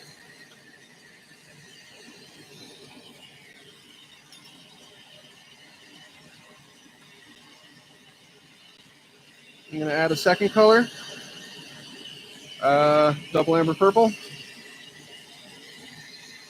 2 layers of that.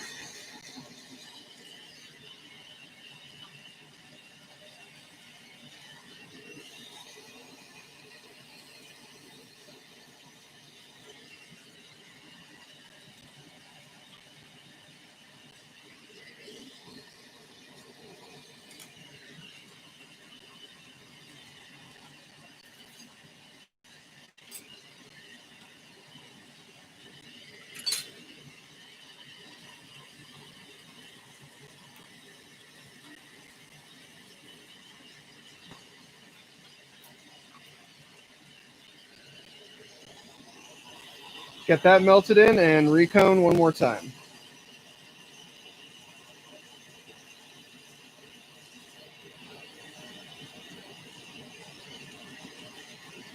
When reconing, remember, you want a short cone that comes to a very fine point and is nice and fat at the other end.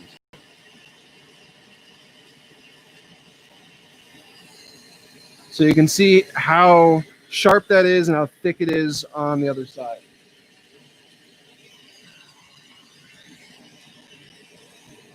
So what do the dents do? The dents basically trap an air bubble in the thing so that along the edge of the vortex where there's color, there'll be nice little bubbles in there, which creates kind of the sea cave look that I've always been going for. What causes bubbles in glass is impurities. So, okay, there's a few kinds of bubbles in glass.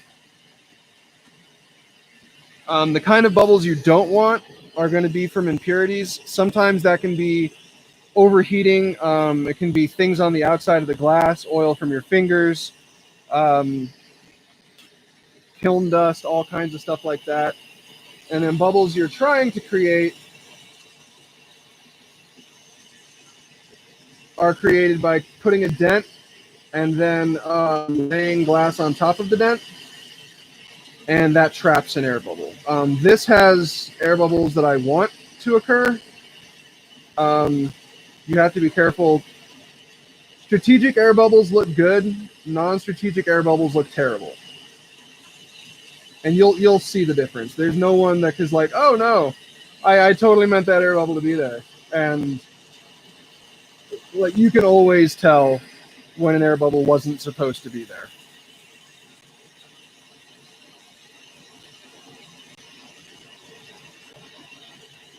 Okay, so I covered the back with blue.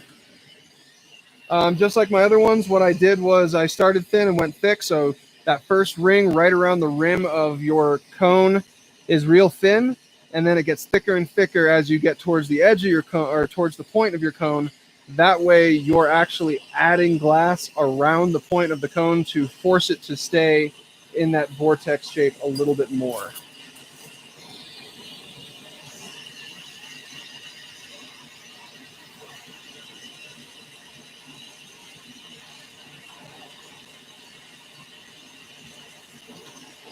Melt this up, marble it down.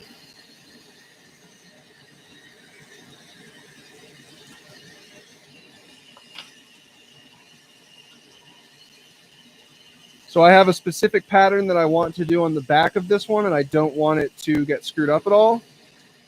So I'm actually going to add my lens on now and then do my color pattern on the back. None of my handles or none of my pieces of blue are really long enough to do a handle. So rather than put a clear handle and have things potentially get screwed up, I am just going to add some blue to the end of this clear.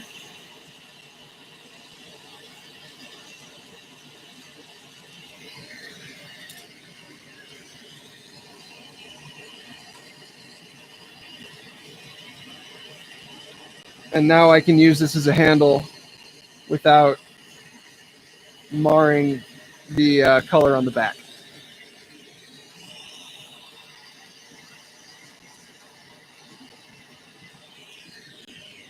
Nice and centered.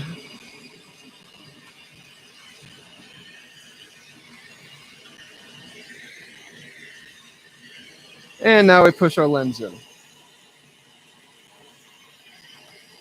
You have to remember to focus your heat right where the color meets the clear at first. That's the point that has to be hot enough to where it moves. Otherwise, your clear is just going to overlap your color rather than pushing it out, which is what you want it to do. But once that starts doing its thing, then you just kind of can focus your heat on the cold part of the clear and rotate back and forth to get your lens on there.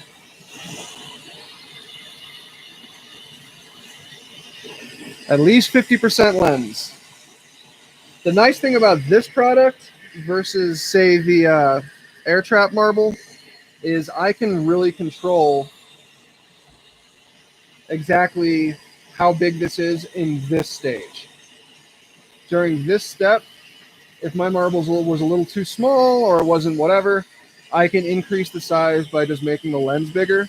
And as long as you keep that lens from being more, a little bit, it needs to be less than 3/4 of the piece. If you make it 3/4 of the piece, it doesn't seem to really get the vortex effect all that well. So you're looking at between 1/2 and 3/4 of the piece needs to be clear.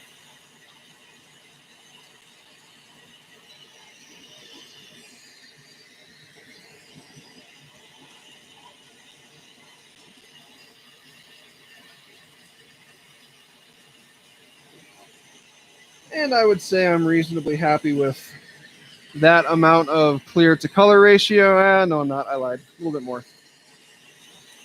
It's always better to have too much clear than too little. Granted, my handle's getting a little short, so that statement is a little debatable.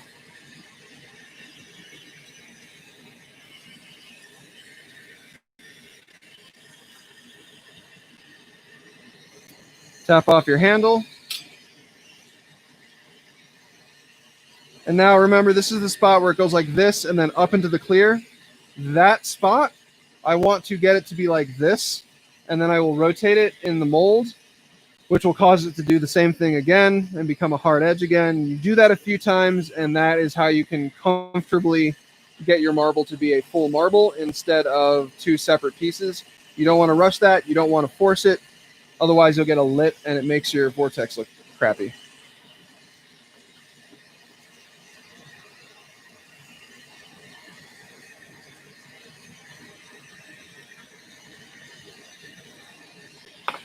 So you can see how it created a really defined crease right there.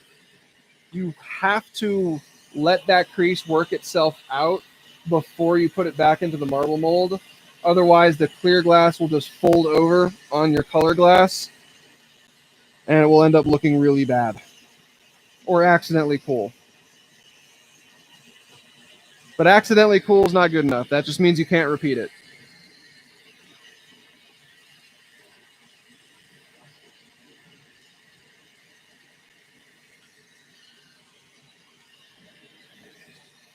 So you focus your heat on that seam. Once it starts to smooth itself out, put it back in the mold again. It'll crease again. You heat it again, mold it, let it crease. You keep doing that until eventually it becomes an actual marble and there is no crease.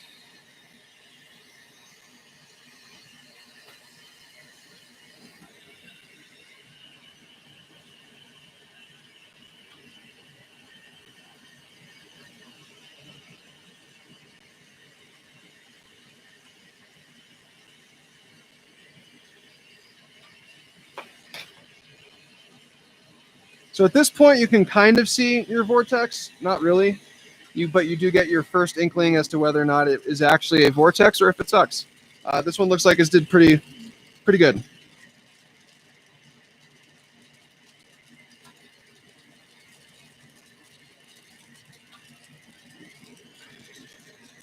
So now for my back pattern, I actually want to make a pretty cool back pattern on this one. So it's going to be, I'm going to dot stack and then twist, but I'm going to do triangles. So it's a dot stack of 3 dots, move to the side, 3 dots, so on and so forth.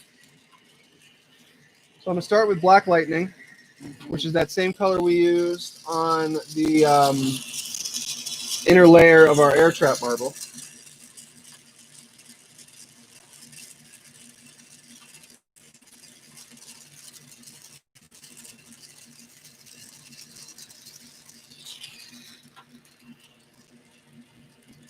So I do my first set of 3, flip to the other side, second set of 3,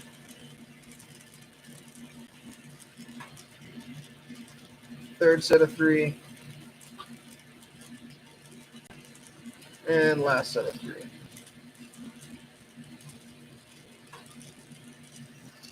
And you can see they kind of do. It's hard to really see the sets of 3. And honestly, even while you're making it, it's a little hard to distinguish what the sets of 3 are until you start twisting. And then all 3 will twist into one little centerpiece, which looks really cool. But that's just the first color. That was our black, so I want to gather that in, and then I'm going to add another color on top of that, which is going to probably be a double amber purple or something of that ilk.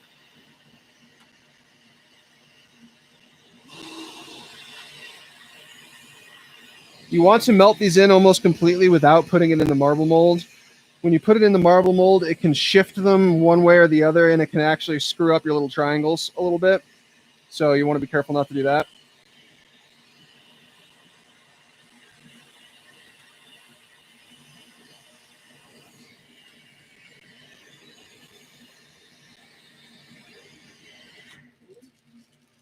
All right.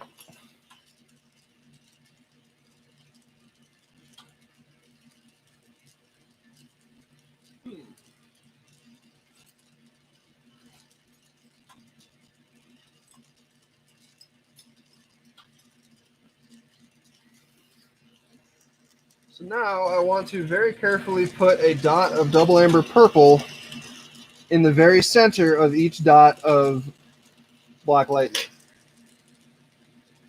without letting it overlap onto the actual piece.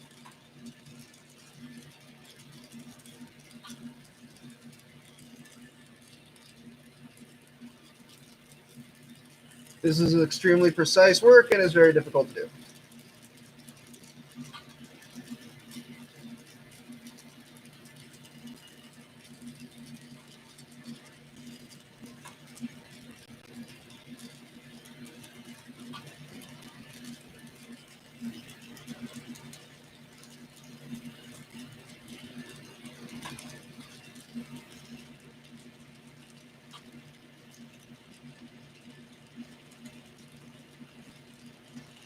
And we're going to melt those in.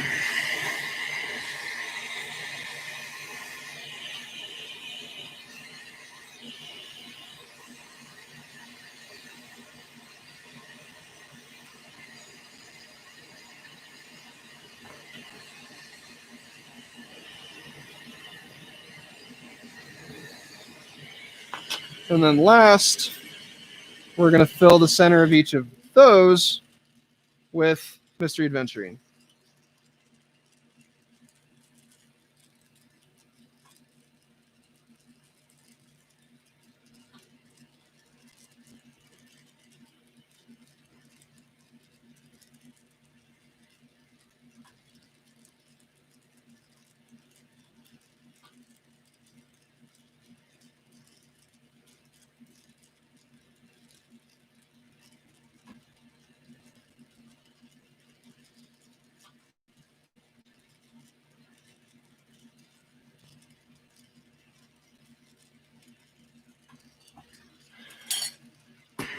And then melt those in.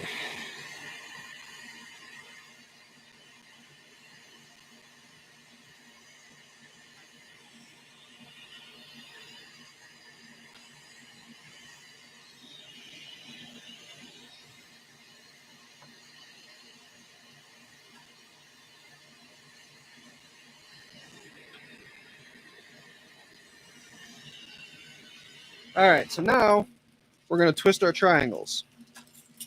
So we're going to take our blue, pull it down to a little bit more of a point.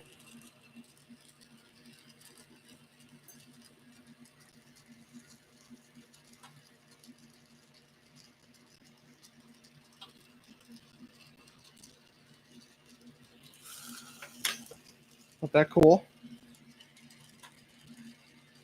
And what we have to do is we actually have to heat the spot in the, heat all 3 dots of a triangle, and then we set this in the spot in between all 3 of them, and then twist it, and that will cause all 3 dots to twist in to a center point.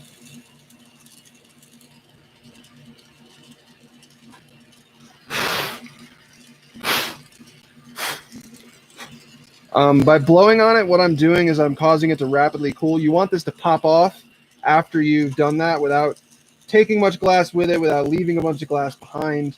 So by blowing on it, I'm kind of rapidly cooling it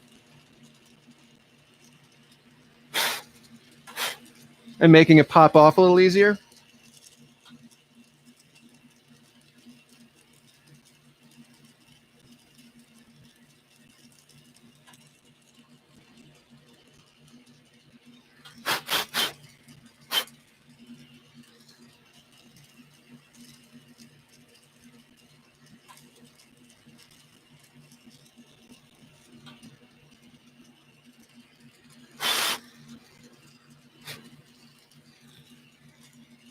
And there we have all 4 of our nice little tri-dot twists.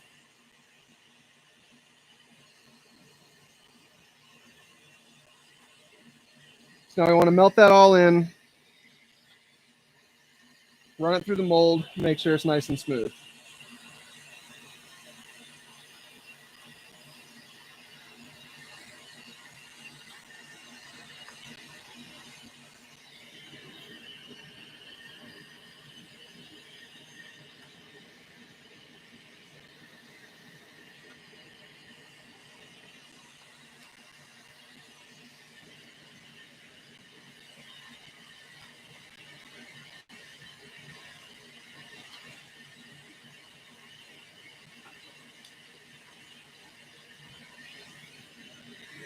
I don't see if you can see these.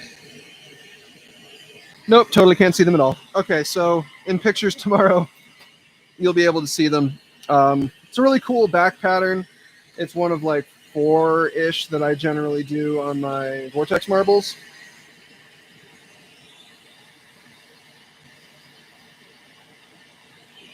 Design-wise, you want your back pattern to be cool, but you also don't want it to be so cool that it takes away from the Vortex, which really shouldn't be possible because Vortexes are awesome.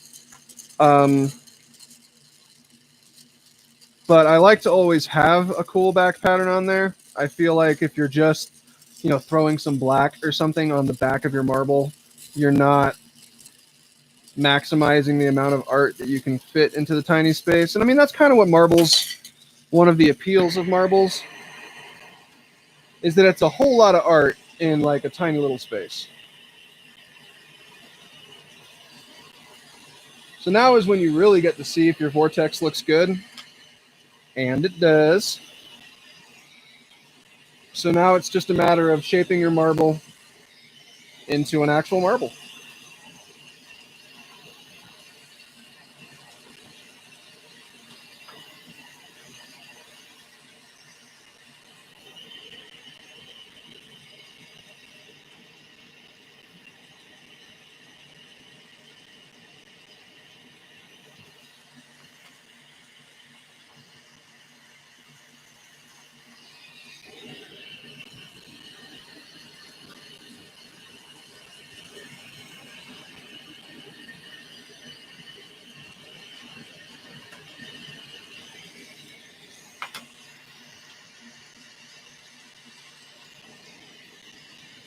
Now we'll change the axis.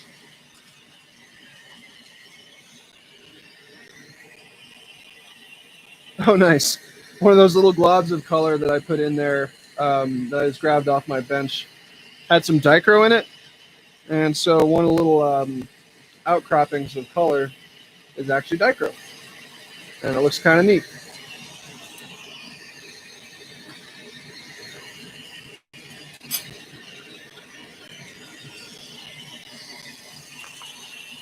I actually might do that on purpose from now on.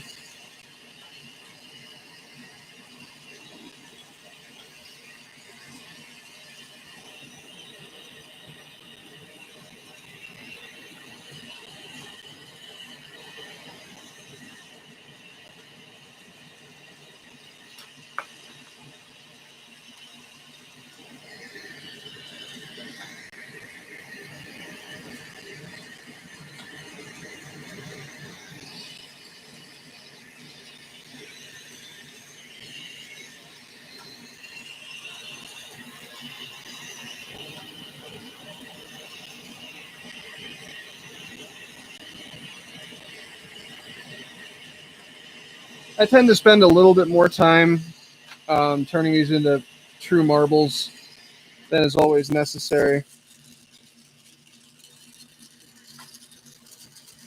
Sometimes running it through the mold one extra time, you'll get rid of imperfections that you don't even see or feel. So I feel like it never hurts to do that.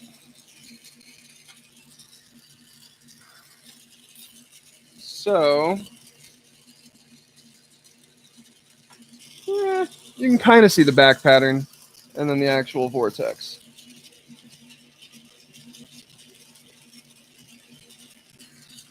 With the opal in there.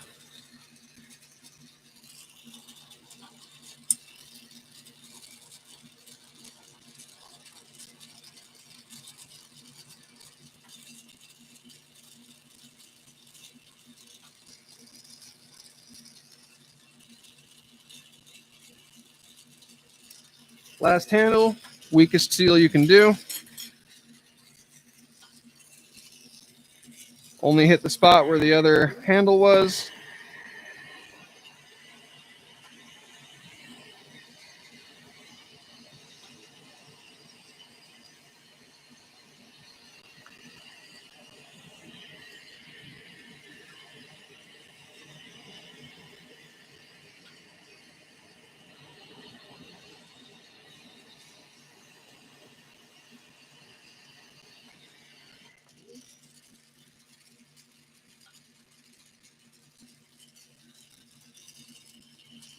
And there you have it.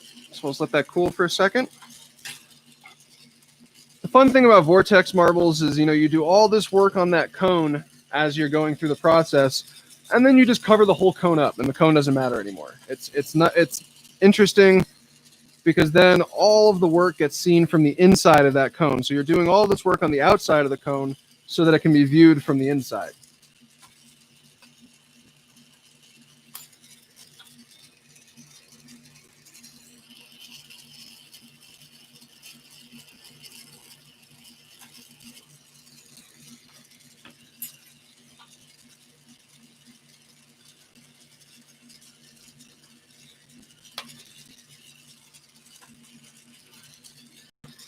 Looks pretty good.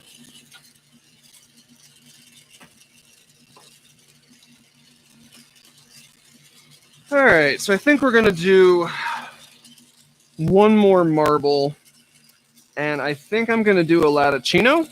I don't think I've done those live yet, so we will do one of those.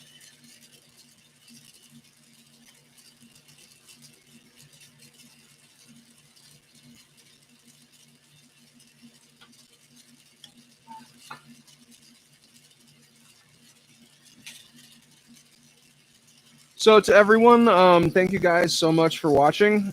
Thanks for watching the live streams.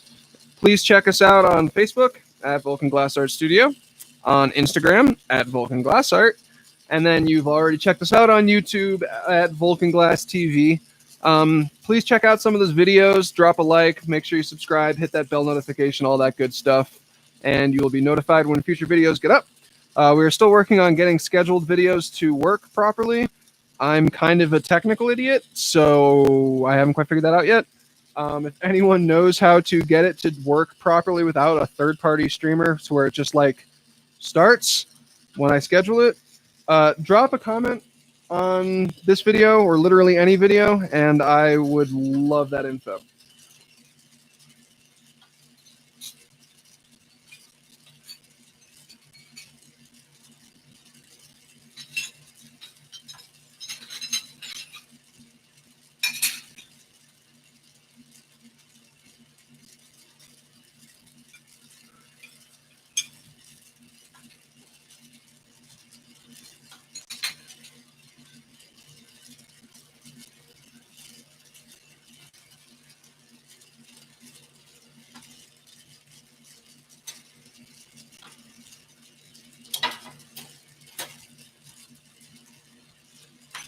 So for this project, I want to start with two reasonably large pieces of 12 millimeter clear.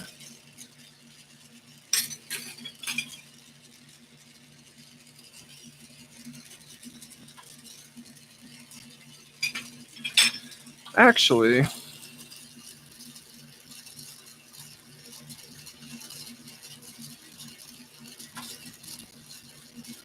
we're going to do this out of Dichro. We're going to do a Dichro latticino.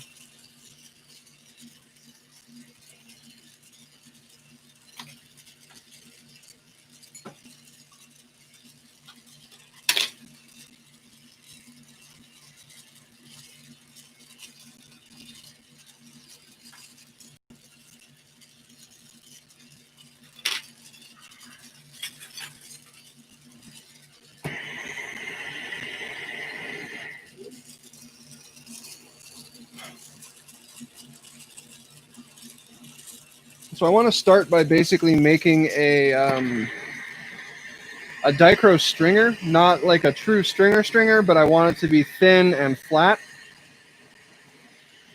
So to do that, I am going to, rather than smush down like I normally do with my Dichro, I'm going to smush flat like that. I want this to be relatively thin, so I'm going to kind of smush, once I gather this up, I'm going to use my graphite smusher. And I'm going to press it down pretty hard, because I want this to be a thin disc.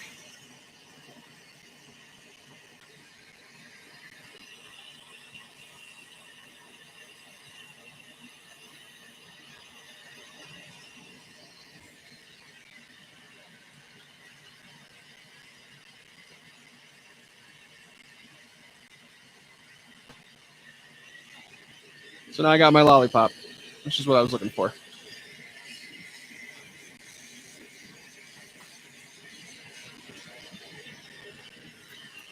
I'll add the Dichro. So set that aside, grab it out the kiln.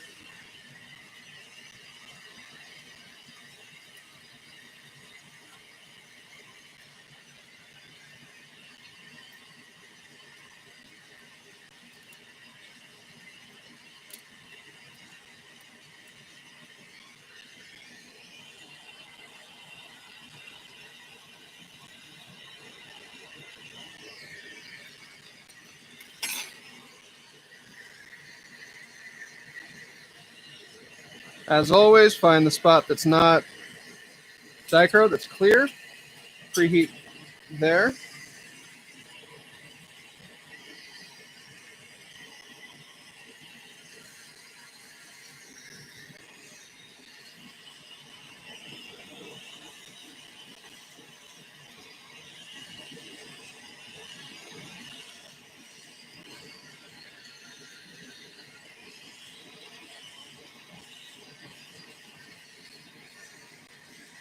And then smush.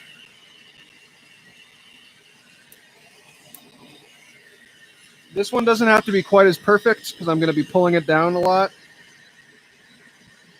Whoa. That's not quite what I wanted. Now we're going to wrap our clear around, rolling it, same as we do with every time we put dichro anywhere.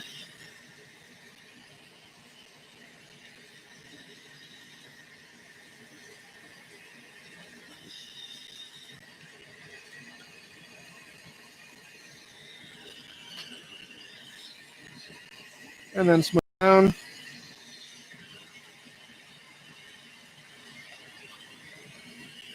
So now we got that.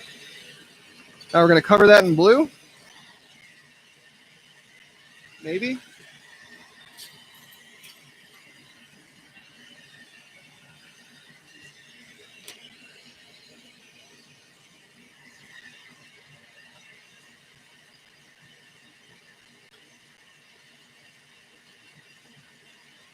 My blue had a whole bunch of wax on it.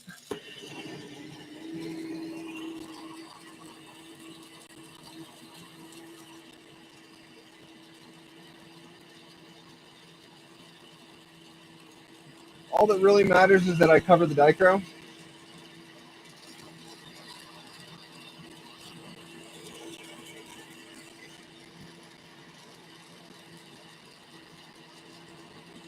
And we're looking for a thin covering.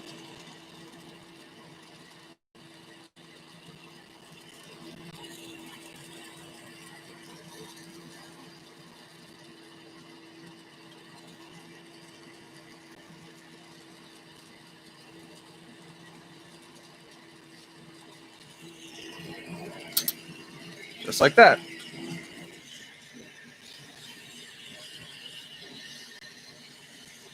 Heat it up, smush it down.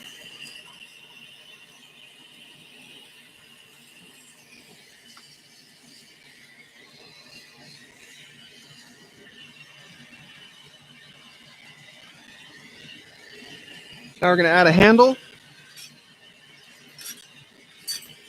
and pull this whole lollipop down into a semi-stringer.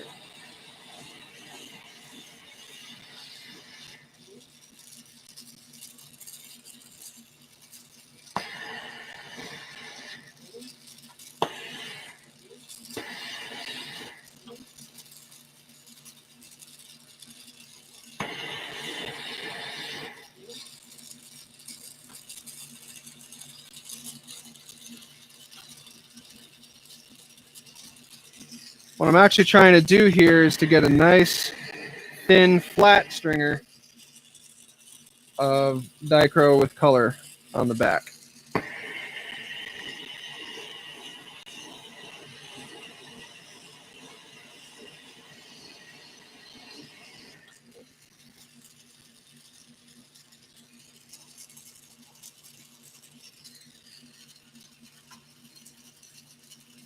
Okay.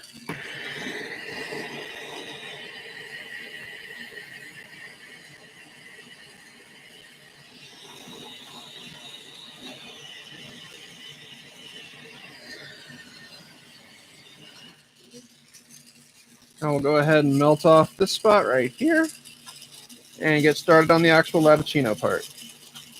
Because this is dichro and dichro is finicky, I'm going to stick this in the kiln.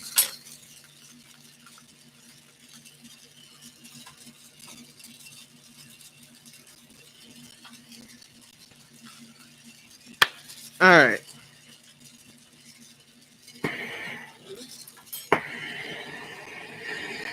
So now we will be creating 2 more lollipops, just like we had, kind of just like we had, but larger.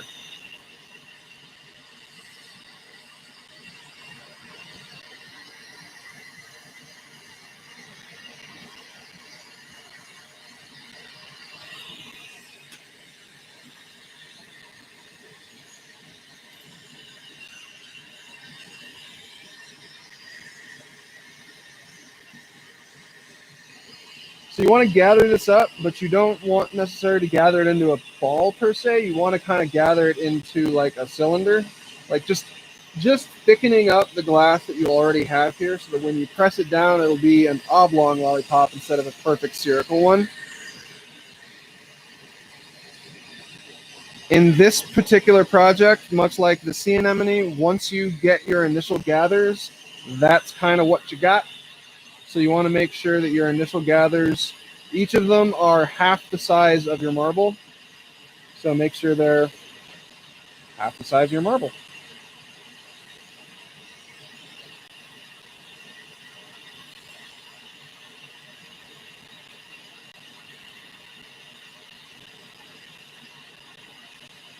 Once you got a good size, go ahead and smush it.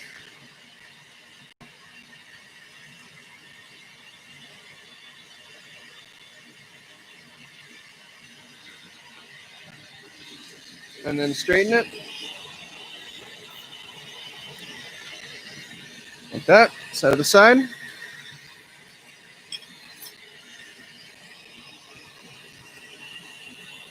Whew. My marber's now hot.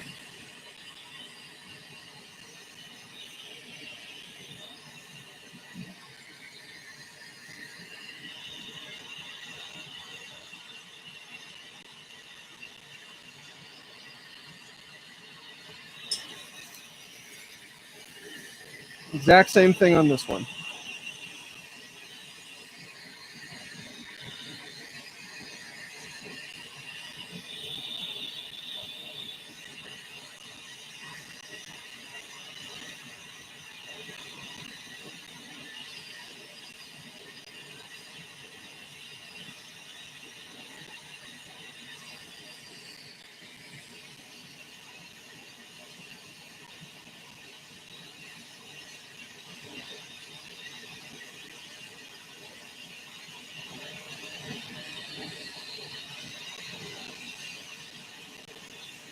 They don't need to be perfect, but as close to the same size as you can get is good.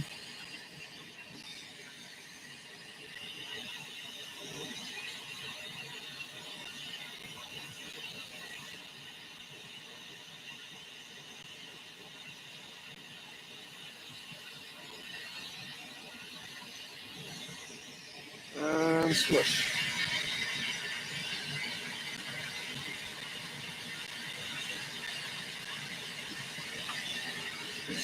All right. One of these will always be a little bit smaller than the other. Pick the smaller one. That's the one that you want to use to put your color on.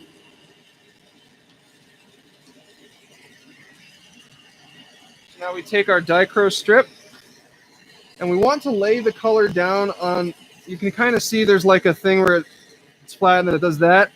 On the opposite side, it's just flat. You want to do it on the side that is just flat. Get your color nice and hot, get your piece nice and hot so you don't trap any air bubbles. And lay your dichro color strip right down the center.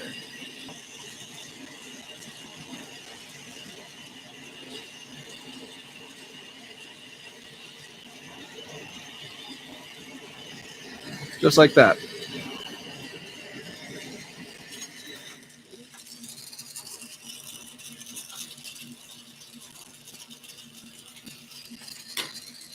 Set that aside for a second. You want to heat this whole thing up and stamp it down so that it's all the texture goes away and it goes flat.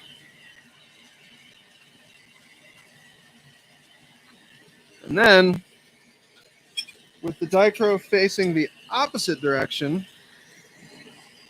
we want to lay this color down right over the exact spot that we put the color before, this time with the dichro facing up.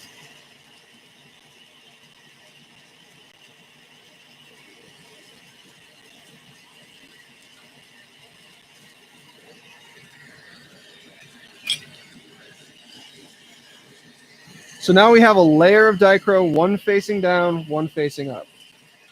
Melt that whole thing in.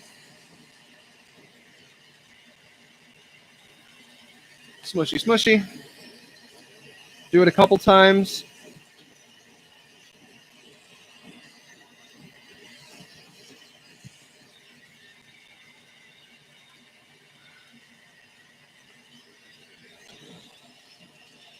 All right, now comes the crappy part. Basically what I'm trying to do is I want to heat both these lollipops, and I'm gonna sandwich that color. But in order to sandwich it properly without trapping any air bubbles, you really have to get these nice and hot, both of them, which is difficult to do in one flame. Focusing your heat on one side, just the side that's going to touch each other, helps. That'll get that side super hot without moving the glass really, because the other side is still cold enough for it to stay stable. Once everything starts to go all wonky and starts moving around all crazy, that's when you will sandwich the two together. Sandwich and press. Just like that. So now I want to straighten this out a little bit.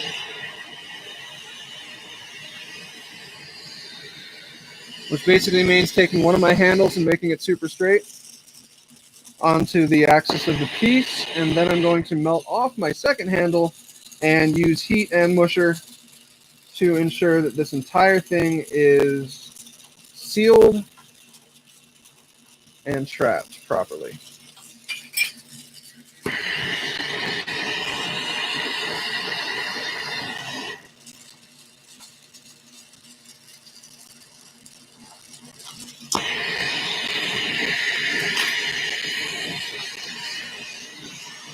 All right, I want to heat this whole thing up and then press it with the masher and kind of roll it down the corners so that the sides of the piece seal really nicely. Again, all in an effort to avoid air bubbles.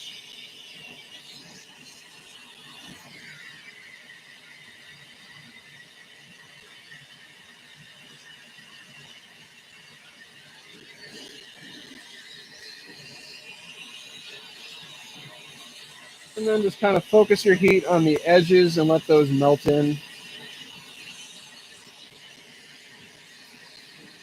Because the edges are where clear meets clear, and there's usually a little crease there. You want to kind of let that go away. All right, so now it's time to twist it. You want your piece to be crazy hot. Touch your handle to it, right in the center. And now you want to actually twist it very little. The more twist you get in the marble, the less you actually see the color. So you don't want to do more than 1 or 2 twists. While you do this, I put it on the angle marver to define it a little bit. And you're actually pushing together this way in your 2 pieces while you do this.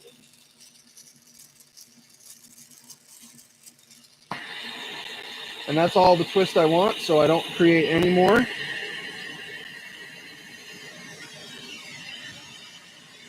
You got your piece right like that.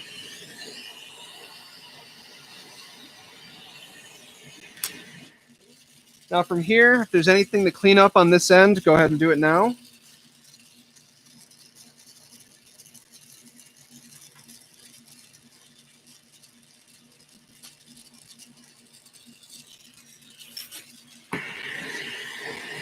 And then we're going to marble the bottom half of this piece.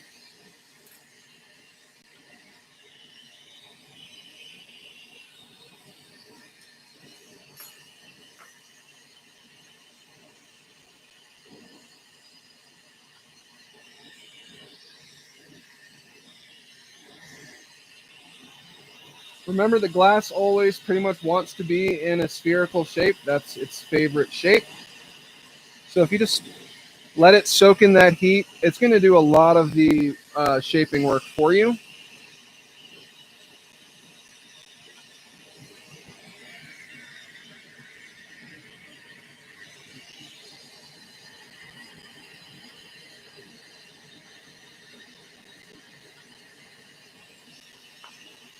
And get as much of that into a marble as you can.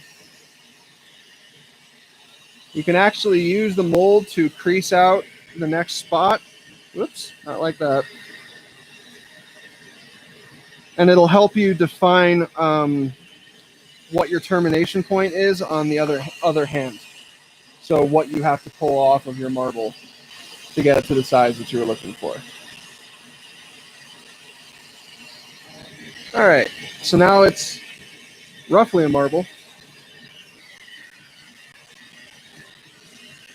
We're going to go ahead and add a handle.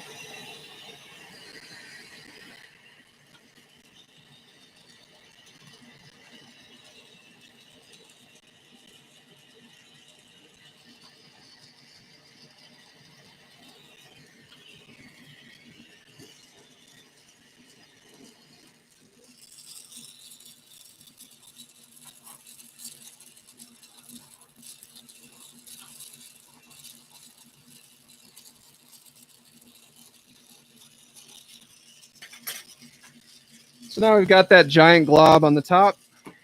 You want to get that nice and hot and actually tweeze that off. That's also going to get rid of a lot of the color point where your color and your clear and your dichro and everything meets up and looks terrible. You're going to be able to pull that off right here.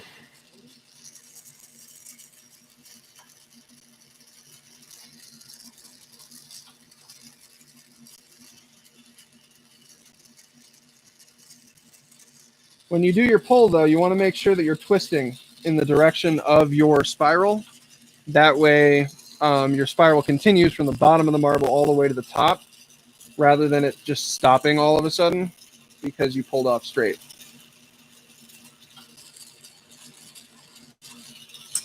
Okay.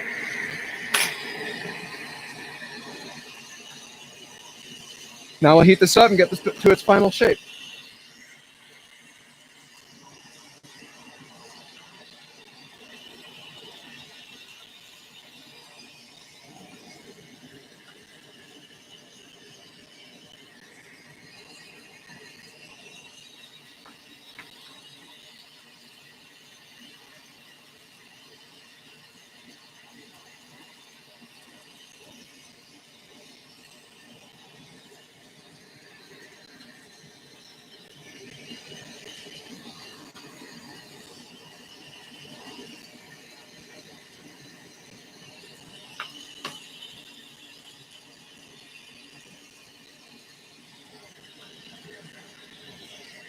Change the axis.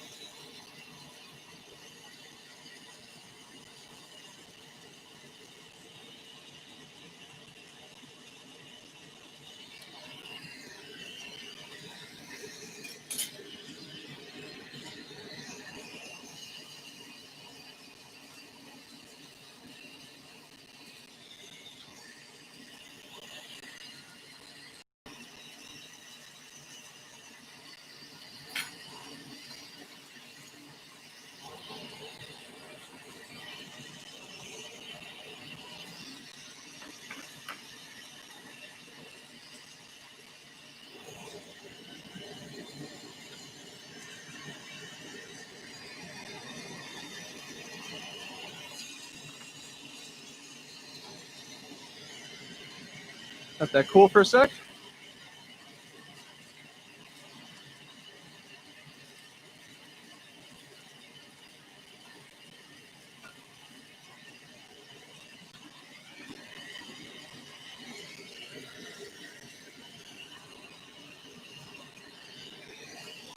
And that'd be your final handle.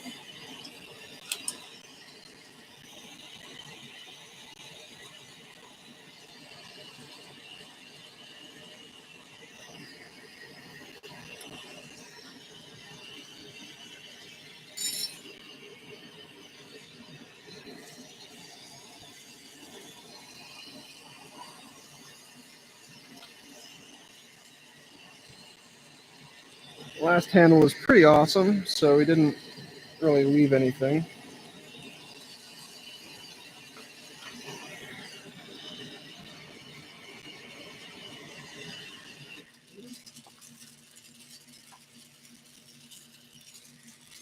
So you can kind of see the pattern there.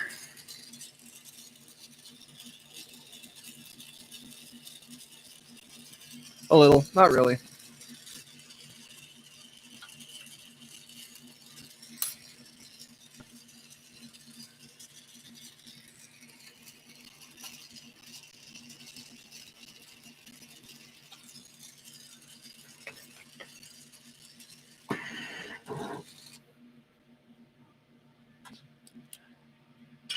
And toss that in the kiln.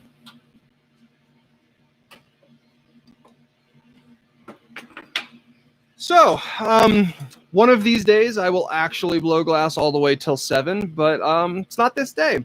So thanks everyone for joining me and watching all of this. Remember that all of these products will have photos up on my Facebook, Vulcan Glass Art Studio, and on my Instagram at Vulcan Glass Art. And then I will also be doing a video, just slideshow of each of the different products that are available or that were created today. All of these products are available. They're totally for sale. You see something you really like, go ahead and let me know. And at least one of those marbles, most likely the air trap marble, is going to go up for auction on Black Market Marbles Facebook group. So if you like marbles and you want to bid on something and probably get it for a steal, last one went for about half price. So definitely go check it out and bid and enjoy. So thank you guys for watching. I will be doing my next stream on Sunday, 4 o'clock. I will be doing a couple pieces for actual people that have already purchased it. Going to be doing a full wigwag mini out of some really nice blue tubing that I just pulled today, and then a rainbow mini dabber and carb cap set. Other than that, I'm just going to be doing some stuff. So if you guys want to check that out, feel free to. Thank you guys very much for joining me, and I'll see you next time.